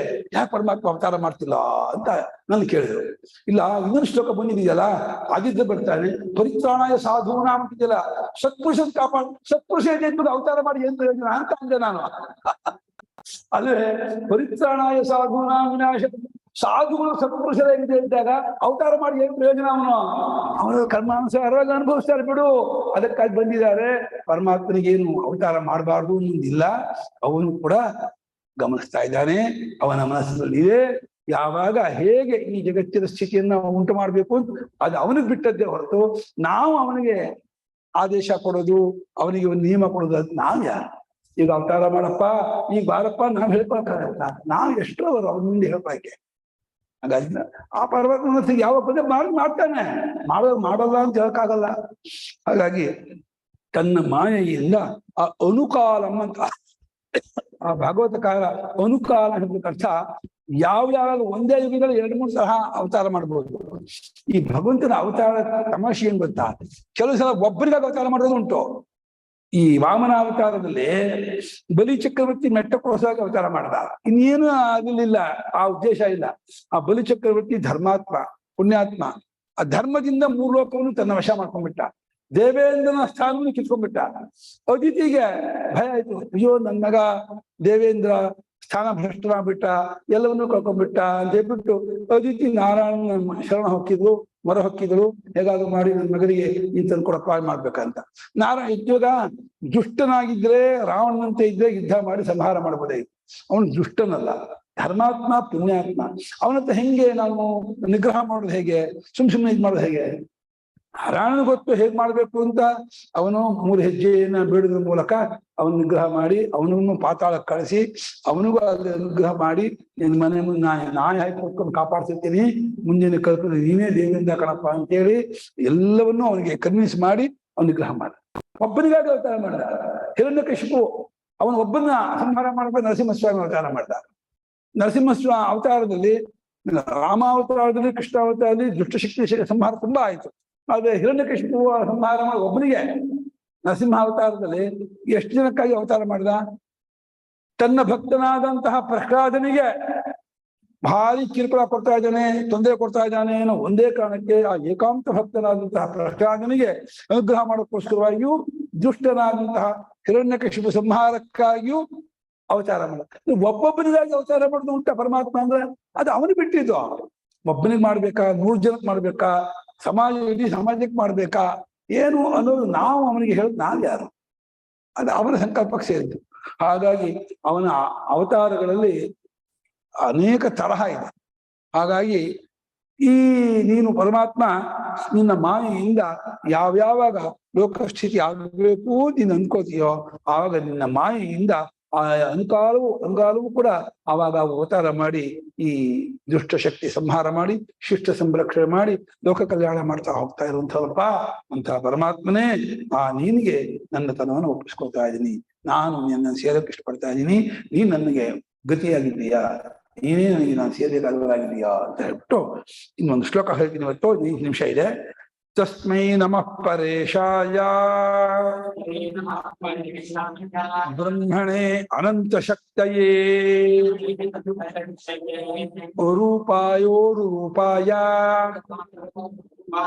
ನಮ ಆಶ್ಚರ್ಯ ಕರ್ಮಣೇ ಪರೇಶಾಯ ತಸ್ಮೈ ನಮಃ. ಈಶಾನಂದ ಒಡೆಯ, ಪರ ಈಶ ಹೆಚ್ಚಿನ ಒಡೆಯ, ಇಡೀ ಪ್ರಪಂಚಕ್ಕೆ ಒಡೆಯ ಅವನು, ವಿಶ್ವಕ್ಕೆ. ಅವನನ್ನ ಹತೋಟಿ ಬಿಡುವರು, ಅವನನ್ನ ಆಳುವರು ಯಾರು ಇಲ್ಲ. ಹಾಗಾಗಿ ಹೆಚ್ಚಿನ ಈಶನು ಅಂದ್ರೆ ಅವನ ಈಶತ್ವ ಯಾವ ತರಹ ಅಂದ್ರೆ ಕ್ರಿಯಾರೂಪವಾಗಿ ವ್ಯಾಪಾರೂಪವಾದ ಈಶತ್ವ ಅಲ್ಲ. ಅವನ ಸತ್ತಾ ಮಾತ್ರದಿಂದಲೇ ಎಲ್ಲವನ್ನು ಹಿಡಿದಿಟ್ಕೊಂಡಿದ್ದಾನೆ. ಅವನ ಅರಿವಿನ ಮಾತ್ರದಿಂದ ಎಲ್ಲವನ್ನು ನಡೆಸೋನಾಗಿದ್ದಾನೆ. ಜಗತ್ತನ್ನು ನಡೆಸೋದು ಬರೀ ಚೈತನ್ಯ ಮಾತ್ರ ಪ್ರೇರಣೆ ಮಾಡಿ ನಡೆಸ್ತಾ ಇರ್ತಾನೆ. ಸತ್ತ ಇರುವಿಕೆ ಮಾತ್ರ ಸಣ್ಣ ಮಾತ್ರದಿಂದಲೇ ಜಗತ್ತನ್ನು ಹಿಡ್ಕೊಂಡಿದ್ದಾನೆ, ಧಾನ್ಯ ಮಾಡಿದ್ದಾನೆ. ಈ ಬ್ರಹ್ಮಾಂಡವನ್ನ ಎತ್ತಿ ಮೂಟೆಯನ್ನ ಹಮಾಲಿಯವರು ಬೆನ್ನಲ್ಲಿ ಹೊತ್ಕೊಳ್ತಾ ಇರಲ್ಲ, ಹಾಗೆ ಪ್ರಪಂಚವನ್ನು ಪರಮಾತ್ಮ ಬೆನ್ನಲ್ಲಿ ಹೊತ್ಕೊಂಡಿದ್ದಾನೆ ಅಂದ್ಕೊಂಡಿದ್ದೀರಾ? ಪ್ರಪಂಚವನ್ನ ಅವನು ತನ್ನ ಸಚ್ಚಿದಾನಂದ ಸ್ವರೂಪದಲ್ಲಿ ಸತ್ತು ಚಿತ್ತು ಆನಂದಾನೆ ಸನ್ಮಾತ್ರ ರೂಪದಿಂದ ಇಡೀ ಜಗತ್ತನ್ನೇ ಧಾನ್ಯ ಮಾಡಿಕೊಂಡಿದ್ದಾರೆ. ಸತ್ತ ಮಾತ್ರ ನೋಡ್ಕೊಂಡು ಅವನ ಅತ್ಯಂತ ಹೆಚ್ಚಿನ ಈಶ, ಹೆಚ್ಚಿನ ಒಡೆಯ, ಹೆಚ್ಚಿನ ಸ್ವಾಮಿ, ಹೆಚ್ಚಿನ ಇವಾಗ ನಮ್ಗೆ ಗಮ್ಯ ಸ್ಥಾನ. ಯಾರು ಹೆಚ್ಚಿನ ಒಡೆಯರೋ ಸ್ವಾಮಿಯೋ ಅವನಲ್ಲಿಗೆ ನಾವು ನಮ್ಮ ತರವನ್ನು ಒಪ್ಪಿಸ್ಕೋಬೇಕು, ಅವನಲ್ಲಿಗೆ ಹೋಗ್ಬೇಕು. ಅಂತ ಪರೇಶಾಯ ಬ್ರಹ್ಮಣೇ ಅನಂತ ಶಕ್ತಿಯೇ, ಇನ್ನು ಅಪರಿಮಿತ ಶಕ್ತಿ ಉಳ್ಳವನು. ಯಾಕೆಂದ್ರೆ ಎಲ್ಲೆಲ್ಲಿ ಯಾವ ಶಕ್ತಿ ಇದೆಯೋ ಆ ಎಲ್ಲ ಶಕ್ತಿ ನಿನ್ನಿಂದ ಬಂದದ್ದು. ಸೂರ್ಯನಲ್ಲಿ ಅಂತ ಬೆಳಗುವ ಸಾಮರ್ಥ್ಯ, ಉಷ್ಣ ಸಾಮರ್ಥ್ಯ ಏನಿದೆ ಅದಕ್ಕೆ ಯಾರು ಕೊಟ್ಟಿದ್ದು? ಇವನಿಂದಲೇ ತಸ್ಯ ಭಾಷಾ ಸರ್ವಮಿದಂ ವಿಭಾತಿ. ಶ್ರುತಿ ಹೇಳುತ್ತೆ, ಏನದ್ಯೌ ರುಗ್ರ ಪೃಥಿವೀಚ ದೃಢೇ ಏನ ಸುವಸ್ತಭಿತಂ ಏನ ನಾಕಃ ಯೋ ಅಂತರಿಕ್ಷೇ ರಜಸೋಭಿಮಾನಃ ತಸ್ಮೈ ದೇವಾಯ ಹವಿಷಾ ವಿಧೇವ. ಉಗ್ರವಾದಂತಹ ದ್ಯುಲೋಕ, ದೃಢವಾದ ಭೂಮಿ, ಇಷ್ಟು ಭಾರೀ ತೂಕದ ಭೂಮಿ ಯಾವ ಪರಮಾತ್ಮದಿಂದ ನೀಲಾಜಾವಾಗಿ ಧಾರಣೆ ಮಾಡಲ್ಪಟ್ಟಿದೆಯೋ, ಭೂಮಿಯ ಎಲ್ಲಾ ಸಾಮರ್ಥ್ಯ, ಭೂಮಿಯು ಇಷ್ಟು ಬೆಟ್ಟ ಗುಡ್ಡಗಳನ್ನು ಹೊತ್ಕೊಂಡಿದೆ, ಜನರನ್ನು ಹೊತ್ಕೊಂಡಿದೆ, ಸ್ಟಾಜ ಹೊತ್ಕೊಂಡಿದೆ. ಆ ಸಾಮರ್ಥ್ಯ ಕೊಟ್ಟವನು ಯಾರು ಭೂಮಿಗೆ? ಈ ಪರಮಾತ್ಮನೇ. ಪರಮಾತ್ಮ ಪರಿಪೂರ್ಣ ಸರ್ವಶಕ್ತ. ಅವನು ಆ ಶಕ್ತಿಗೆ ಯಾವ ದೇಶ ಕಾಲದ ಕೊರತೆಯೂ ಇಲ್ಲ. ಅದಕ್ಕೆ ಆ ಶಕ್ತಿಗೆ ಸ್ವರೂಪ ಅವನಿಗೆ. ಅಗ್ನಿಗೆ ಹೇಗೆ ಉಷ್ಣ ಸ್ವರೂಪವೋ ಪರಮೇಶ್ವರಿಗೆ ಆ ಶಕ್ತಿ ಸ್ವರೂಪನೇ ಪರಮಾತ್ಮ ಹೊರತು ಪರಮೇಶ್ವರನ ಸಾಮರ್ಥ್ಯ ಅಲ್ಲ. ಆ ಶಕ್ತಿ ಭಕ್ತಿ ನನ್ನ ಕೈಯಿನ ಹಾಗೆ ಈಶ್ವರನ ಶಕ್ತಿ ಅಲ್ಲ, ಶಕ್ತಿ ಸ್ವರೂಪನೇ ಪರಮೇಶ್ವರ, ಚೈತನ್ಯ ಸ್ವರೂಪನೇ ಪರಮೇಶ್ವರ, ಸನ್ಮಾತ್ರನೇ ಪರಮೇಶ್ವರ. ಹಾಗಾಗಿ ಹೆಚ್ಚಿನ ಒಡೆಯನಾಗಿರುವ ಬ್ರಹ್ಮಸ್ವರೂಪ ಗಜನ ಹೇಳ್ತಾನೆ. ಬ್ರಹ್ಮ ಅಂದ್ರೆ ಅಪರಿಚ್ಛಿನ್ನನು, ಅನಂತನು ಅಂತ. ಯಾವುದಕ್ಕೆ ದೇಶದಿಂದ, ಕಾಲದಿಂದ, ವಸ್ತುವಿನಿಂದ, ಅವಸ್ಥೆಯಿಂದ ಪರಿಚ್ಛೇದವಿಲ್ಲವೋ ಅದು ಬ್ರಹ್ಮ. ಬ್ರಹ್ಮ ಅಂದ್ರೆ ದೊಡ್ಡದು ಅಂತ ಅರ್ಥ. ದೊಡ್ಡದು ಅಂದ್ರೆ ಒಂದು ಹೋಲಿಕೆಯಿಂದ ದೊಡ್ಡದಲ್ಲ. ಇವಾಗ ಆಡಿಗಿಂತ ಹಸು ದೊಡ್ಡದು, ಹಸುಗಿಂತ ಆನೆ ದೊಡ್ಡದು, ಆನೆಗಿಂತ ಬೆಟ್ಟ ದೊಡ್ಡದು, ಬೆಟ್ಟಕ್ಕಿಂತ ಸಮುದ್ರ ದೊಡ್ಡದು ಅಂತ ಹೋಲಿಕೆ ಕೊಟ್ಟು ದೊಡ್ಡದು. ಹಾಗಲ್ಲ ದೊಡ್ಡದು ಪರಮಾತ್ಮ. ದೊಡ್ಡದು ಅಂದ್ರೆ ಚಿಕ್ಕದು ದೊಡ್ಡದು ಎಲ್ಲವನ್ನೂ ವ್ಯಾಪಿಸಿಕೊಂಡ್ರೆ ದೊಡ್ಡವನು. ಈ ತಾಮ್ರದ ಅಂಗಡಿಯಲ್ಲಿ ಪಂಚಪಾತ್ರೆ ಇಷ್ಟಿದೆ, ಚೊಂಬು ಇಷ್ಟಿದೆ, ಕೊಡ ಇಷ್ಟಿದೆ, ಹಂಡೆ ಇಷ್ಟಿದೆ. ಹಂಡೆ ದೊಡ್ಡದು, ಅದ್ ಬಿಟ್ರೆ ಕೊಡ ದೊಡ್ಡದು, ಅದ್ ಬಿಟ್ರೆ ಚೊಂಬು ದೊಡ್ಡದು ಅಂತೀವಲ್ಲ. ಒಂದು ಹೋಲಿಕೆನೇ ದೊಡ್ಡದು ಅಂತೀವಿ. ಅದೇ ತಾಮ್ರ ಇಷ್ಟು ದೊಡ್ಡದು. ತಾಮ್ರ ತಟ್ಟೆನೂ ತಾಮ್ರನೇ, ಪಂಚಪಾತ್ರೆನೂ ತಾಮ್ರನೇ, ಚೊಂಬು ತಾಮ್ರನೇ, ಹಂಡೇನು ಕೊಡಾನು ತಾಮ್ರನೇ, ಹಂಡಾನು ತಾಮ್ರನೇ. ತಾಮ್ರ ಎಷ್ಟು ತಾಮ್ರವೇ ಎಲ್ಲವಾಗ ತೋರಿಸಿರೋದು. ಹಾಗೆ ಆ ಪರಮಾತ್ಮ ಬ್ರಹ್ಮ ಅಂತ ತತ್ವ ಹೇಳ್ತೀವಲ್ಲ, ಅವನ ಸಮಸ್ತ ನಾಮರೂಪವಾಗಿ, ಎಲ್ಲ ಪದಾರ್ಥವಾಗಿ, ಎಲ್ಲ ಕ್ರಿಯೆಯಾಗಿ, ಎಲ್ಲ ಅವಸ್ಥೆಯಾಗಿ, ಎಲ್ಲವಾಗಿ ಅವನಿಗೆ ಕೊಡ್ತಾ ಇದ್ದಾನೆ. ಮತ್ತೆ ಎಲ್ಲವನ್ನು ಮೀರಿಯೂ ಇದ್ದಾನೆ, ಯಾವುದು ಕೊಂಡ್ಕೊಂಡೂ ಇಲ್ಲ. ಬ್ರಹ್ಮ ಶಬ್ದಕ್ಕೆ ಅನಂತ, ಅಪರಿಚ್ಛಿನ್ನ, ದೊಡ್ಡದು ಅನ್ನುವಾಗ ಹೋಲಿಕೆಯನ್ನು ಕೊಟ್ಟದ್ದಲ್ಲಪ್ಪ. ಅದು ಎಲ್ಲವನ್ನೂ ತುಂಬಿಕೊಂಡು ಎಲ್ಲವನ್ನು ಮೀರಿ ತನ್ನಷ್ಟಿಗೆ ತಾಗಿರ್ತಕ್ಕಂತಹ ಒಂದು ತತ್ವ ಅದು. ಅಂಥ ಬ್ರಹ್ಮಸ್ವರೂಪ ನೀನು, ಅಪರಿಚ್ಛಿನ್ನ ಸ್ವರೂಪನ ಇದೆಯಾ. ಅಂಥ ಅನಂತ ಶಕ್ತಿ, ಅಪರಿಮಿತ ಶಕ್ತಿಯಿಂದ ಕೂಡಿಕೊಂಡ ಈ ಹುಲು ಮಾನವನಿಗೆ, ಈ ಸಾಮಾನ್ಯ ಮನುಷ್ಯನ ಬುದ್ಧಿಗೆ ಅವನ ಶಕ್ತಿ ಎಷ್ಟು ಅಂತ ಊಹೆ ಮಾಡಕ್ಕೂ ಆಗಲ್ಲ, ಕಲ್ಪನೆ ಮಾಡ್ಕೊಕ್ಕೂ ಆಗಲ್ಲ. ಎಷ್ಟು ಸಾಮರ್ಥ್ಯ ಇರಬಹುದು ಅಂತ. ಒಂದು ಕಪ್ಪೆ ಒಂದು ಬಾವಿಯಲ್ಲಿ ಆಟ ಆಡ್ತಾ ಇರ್ತಂತೆ. ಆವಾಗ ಅದು ನಮಗೆ ಯಾವುದೋ ಒಂದು ಕಾರಣದಿಂದ ಒಂದು ಸುಮತಿನ ಒಂದು ಕಪ್ಪೆ ಹಾಕೊಂಡು ಆ ಬಾವಿಗೆ ಬಿಡಿಸಂತೆ. ಬಂದಾಗ ಅವರಿಬ್ಬರು ಸ್ನೇಹಿತರ ಫ್ರೆಂಡ್ ಆದಾಗ ಮಾತಾಡ್ಕೊಂಡ್ರಂತೆ, ಅಯ್ಯೋ ನಾನು ಆ ಸಮುದ್ರದಲ್ಲಿ ಇದೆ, ಬಾವಿ ದೊಡ್ಡ ಜಲಾಶಯ ಅಂತೆ. ಅದಕ್ಕೆ ಈ ಬಾವಿಲಿದ್ದ ಕಪ್ಪೆ ಎಷ್ಟು ದೊಡ್ಡದು, ಇಷ್ಟು ದೊಡ್ಡದಾದ ಕುಪ್ಪಿ ತೋರಿಸ್ತದೆ, ಇಷ್ಟು ದೊಡ್ಡ ಅಂತ. ಅದು ಎಷ್ಟು ಕುಪ್ಪತ್ತೆ? 3 ಅಡಿ ಕುಪ್ಪತ್ತೆ, 5 ಅಡಿ ಕುಪ್ಪತ್ತೆ. 3 ಅಡಿ 5 ಅಡಿ ಕುಪ್ಪಿ ಇಷ್ಟು ದೊಡ್ಡದ ಅಂತ ಕೇಳಿದ್ರೆ ಸಮುದ್ರವನ್ನ ಏನ್ ಹೇಳೋಣ ಅದಕ್ಕೆ? ಆ ಕಪ್ಪೆ ಇನ್ನೂ ದೊಡ್ಡದು ಅಂತ ಇದೆಯಾ ಹೊರತು ಅದು ಎಷ್ಟು ದೊಡ್ಡದು ಹೇಳು ಅಂದ್ರೆ ಇಲ್ಲಿ ತೋರ್ಸಕ್ ಆಗಲ್ಲ ಅಂತ ಇದ್ದಾನೆ. ಆ ಬಾವಿಯ ಕಪ್ಪೆಗೆ ಆ ಸಮುದ್ರದ ಕಪ್ಪೆ ಸಮುದ್ರದ ದೊಡ್ಡಸ್ತಿಗೆ ಹೇಗೆ ಅರ್ಥ ಮಾಡಿಸೋದು? ಈ ಸಮುದ್ರಕ್ಕೆ ಬಾ, ಅಲ್ಲಿ ಬಂದು ನೋಡು ಅಂತ ಹೇಳ್ಬೇಕು ಅಷ್ಟೆ. ಹಾಗೆ ಈ ಜೀವನಿಗೆ ಈ ತನ್ನ ಪರಿಮಿತವಾದ ಶಕ್ತಿಯಿಂದ ಕೂಡಿಕೊಂಡ ಅಲ್ಪ ಸಾಮರ್ಥ್ಯ, ಅಲ್ಪಜ್ಞ, ಅಲ್ಪ ವೀರ್ಯ, ಅಲ್ಪವಾದಂತಹ ಆಯುಷ್ಯ, ಇವನಿಗೆ ಆ ಪರಮಾತ್ಮನ ಸರ್ವಜ್ಞತ್ವ, ಸರ್ವಶಕ್ತಿತ್ವ ಹೆಂಗೆ ಅರ್ಥ ಮಾಡಿಸೋದು ಇವನಿಗೆ? ಹಾಗೆ ಹೇಳ್ತಾನೆ, ಇವನಿಗೆ ಅನಂತ ಶಕ್ತಿ, ಅಪರಿಮಿತ ಶಕ್ತಿ, ಕಲ್ಪನೆ ಸಿಗದೆ ಇರ್ತಕ್ಕಂಥದ್ದು. ಸ್ವತಃ ಅರೂಪಾಯ ಮತ್ತು ಉರು ರೂಪಾಯ. ಉರು ಅಂದ್ರೆ ವಿಸ್ತಾರವಾದ ರೂಪ, ಉರು ಅಂದ್ರೆ ವ್ಯಾಪಕವಾದ ವಿಸ್ತಾರವಾದ. ಸ್ವತಃ ಸ್ವರೂಪಕ್ಕೆ ಯಾವ ಆಕಾರವೂ ಇಲ್ಲ, ಯಾವ ಬಣ್ಣವೂ ಇಲ್ಲ, ಯಾವ ವಿಶೇಷವೂ ಇಲ್ಲ. ಆದರೆ ಎಲ್ಲರಿಗೂ ಯಾರದ್ದು? ಎಲ್ಲ ಆಕಾರವೂ ಯಾರದ್ದು? ಜಗತ್ತಿನೊಳಗೆಲ್ಲ ಯಾವನದ್ದು? ಎಲ್ಲವಾಗಿ ಅವನೇ ತೋರ್ತಿರೋದು. ಭೂಮಿಯಾಗಿ, ನೀರಾಗಿ, ತೇಜಸ್ಸಾಗಿ, ವಾಯುವಾಗಿ, ಆಕಾಶವಾಗಿ, ಚರಾಚರ ಜಗತ್ತಾಗಿಯೇ ಉರು ರೂಪಾಯ, ವಿಸ್ತೀರ್ಣ ರೂಪಾಯ, ಅನಂತ ರೂಪಾಯ. ಅಂಥ ಆಶ್ಚರ್ಯ ಕರ್ಮಣೆ ಅವನ ಪರಮಾತ್ಮನ ಕರ್ಮ ಎಷ್ಟು ಆಶ್ಚರ್ಯ ಅಂದ್ರೆ, ನಿಮಗೆ ಮನಸ್ಸನ್ನು ಸೃಷ್ಟಿ ಮಾಡಿದಾನಲ್ಲ, ಆ ಮನಸ್ಸಿನ ಸ್ವರೂಪ ಎಂಥ ಯೋಚನೆ ಮಾಡ್ತೀರಾ? ಅಂತ ಸೃಷ್ಟಿ ಮಾಡ್ತೀರಾ ಅಂತ ಮನಸ್ಸನ್ನ ನೀವು? ಮನಸ್ಸು ಅನ್ನುವಂತ ಒಂದು ಇನ್ಸ್ಟ್ರೂಮೆಂಟ್ ನಿಮಗೆ ಕೊಟ್ಟಿದ್ದಾನಲ್ಲ, ಅದು ಏನ್ ಶಕ್ತಿ ಇದೆ ನೋಡಿ ಆ ಮನಸ್ಸಿಗೆ. ಇಂಥ ಸಾಮರ್ಥ್ಯ ಹಿಂದಿನ ಕಾಲವನ್ನು ಜ್ಞಾಪಿಸ್ಕೊಳುತ್ತೆ, 10-20 ವರ್ಷ ಹಿಂದಕ್ಕೆ ಹೋಗುತ್ತೆ, ಮುಂದೆ ಏನೇನಾಗತ್ತೆ ಅಂತ ಯೋಚನೆ ಮಾಡುತ್ತೆ. ಅಷ್ಟೇ ಅಲ್ಲ, ಎಷ್ಟು ಶಾಸ್ತ್ರಗಳನ್ನು ಧಾರಣೆ ಮಾಡ್ಕೊಳುತ್ತೆ. ನಾವೇನೋ ಇದು ಈ ಸಿಮ್ಮಲ್ಲಿ 120 GB, 150 GB, 1000 GB ಬಹಳ ಎಷ್ಟೋ ಬಹಳ ಅಂತೀವಿ. ಎಷ್ಟೇ ಅಂದ್ರೂ ಕೂಡ ಅದಕ್ಕೊಂದು ಲಿಮಿಟ್ ಇದ್ದೇ ಇದೆ. ಆ ಪರಮಾತ್ಮ ಆ ಮನಸ್ಸಿಗೆ GB ಕೊಟ್ಟಿದ್ದಾನಲ್ಲ, ಆ 7 GB ಮನಸ್ಸಿನಲ್ಲಿ ಆ ಪಾಣಿನಿ, ಅದು ನಮ್ಮಗಳ ತಿಳುವಳಿಕೆಯನ್ನ ಕರ್ಕೊಬಾರದು. ಆ ಪಾಣಿನ್ಯಾದಿಗಳ ತಿಳುವಳಿಕೆ ಇದೆಯಲ್ಲ, ದೊಡ್ಡ ದೊಡ್ಡ ಶಾಸ್ತ್ರವನ್ನೇ ರಚನೆ ಮಾಡಿದಂತ ಮಹಾತ್ಮರು ವ್ಯಾಕರಣ ಶಾಸ್ತ್ರವನ್ನೇ, ಇಡೀ 4 ವೇದಗಳನ್ನ, 6 ಅಂಗಗಳನ್ನ, ಶಿಕ್ಷಾಕಲ್ಪ, ವ್ಯಾಕರಣ, ನಿರುಕ್ತ, ಛಂದಸ್ಸು, ಜ್ಯೋತಿಷ, 6 ಅಂಗಗಳನ್ನ, 18 ಪುರಾಣಗಳನ್ನ, ಸಮಸ್ತ ಕಾವ್ಯಶಾಸ್ತ್ರಗಳನ್ನ, ಸಮಸ್ತ ನಾಟಕಗಳನ್ನ, ಇಡೀ ಸಂಸ್ಕೃತ ವಾಂಗ್ಮಯವನ್ನೇ ಹಿಡಿದಿಟ್ಟಿಯಾರಲ್ಲ. ಖಾಲಿ ಒಂದು 8 ಅಧ್ಯಾಯ, 8 ಅಧ್ಯಾಯ, 32 ಪಾದ, 4000 ಸೂತ್ರದಿಂದ ಇಡೀ ಸಂಸ್ಕೃತ ವಾಂಗ್ಮಯವನ್ನೇ ಹಿಡಿದಿಟ್ಟಿದ್ದಾರೆ ಅಂದ್ರೆ ಎಂಥ ಪ್ರಜ್ಞಾವಂತರು ಬೇಡ. ಪಾಶ್ಚಾತ್ಯ ವಿಜ್ಞಾನಿ ಹೇಳ್ತಾರೆ, ಸೂಪರ್ ಕಂಪ್ಯೂಟರ್ ಫೇಲ್ ಆಗತ್ತೆ ಆ ಪ್ರಾಣಿ ಏನಂತೆ. ಸೂಪರ್ ಕಂಪ್ಯೂಟರ್ ನಡೆಯಲ್ಲ ಇದು ಮುಂದೆ, ಅಂಥ ಕಂಪ್ಯೂಟರ್ ಪ್ರಾಣಿ ತಲೆ ಏನಂತೆ. ಅದು ಆ ಪರಮಾತ್ಮನ ಜ್ಞಾನ ತೋರಿಸ್ಕೊಂಡ್ರೆ ಎಷ್ಟು ಮಹಾ ಪ್ರಾಣಿಗಳ ಜ್ಞಾನ. ನಮ್ಮ ದೃಷ್ಟಿಯಲ್ಲಿ ಇವು ಪ್ರಾಣಿಗಳು ಏನು ಲೋಕೋತ್ತರ ಜ್ಞಾನ. ಶಂಕರಾಚಾರ್ಯ ತಿಳುವಳಿಕೆ ಎಷ್ಟು, ಒಬ್ಬೊಂದು ಶಾಸ್ತ್ರ ಗ್ರಂಥ ಮಾಡುವಂತ ಇಂಥ ತಿಳುವಳಿಕೆ ನಾವು ಭಾರಿ ಕೊಂಡಾಡ್ತಾ ಹೋಗ್ತೀವಿ. ನಮಗೆ ಹೋಲಿಸ್ಕೊಂಡು ಬಹಳ ದೊಡ್ಡವ್ರು, ಹೌದು ಕರೆಕ್ಟೇ. ಆದ್ರೆ ಆ ಸರ್ವಜ್ಞನಾದ ಭಗವಂತನಿಗೆ ಹೋಲಿಸ್ಕೊಂಡ್ರೆ ಯಾವ ಲೆಕ್ಕ ಇದಲ್ಲ. ಎಷ್ಟು ಇದು ಹೇಳ್ತಿದ್ದಾನೆ, ಆಶ್ಚರ್ಯ ಕರ್ಮ. ಏನ್ ಈ ಪ್ರಪಂಚ ಯೋಚನೆ ಮಾಡ್ತಾ ಕೂತ್ಕೊಳ್ಳಿ. ಇದು ಹೆಂಗೆ ಈ ಸೂರ್ಯನ ಸೃಷ್ಟಿ ಮಾಡ್ದ, ಆಕಾಶನ ಹೆಂಗ್ ಸೃಷ್ಟಿ ಮಾಡ್ದ, ಆ ಚಂದ್ರನ ಹೆಂಗೆ ನಕ್ಷತ್ರಗಳ ಮೇಲೆ ಇಟ್ಟಲ್ಲ ಹಂಗಿಟ್ಟ ಅವನಲ್ಲಿ.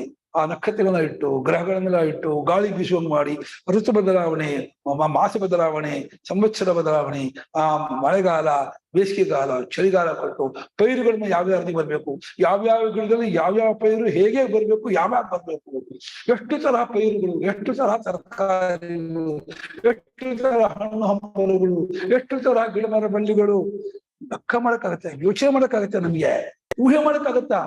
ಪರಮಾತ್ಮ ಆಶ್ಚರ್ಯ ಕರ್ಮಗಳನ್ನು, ನಿನ್ನ ಕರ್ಮಕ್ಕೆ, ನಿನ್ನ ವ್ಯಾಪಾರಕ್ಕೆ ಇತಿಮಿತಿ ಇಲ್ಲ, ಊಹೆ ಮಾಡಕ್ಕಾಗಲ್ಲ. ನಮ್ಮ ಆಶ್ಚರ್ಯ ಕರ್ಮಣಿ.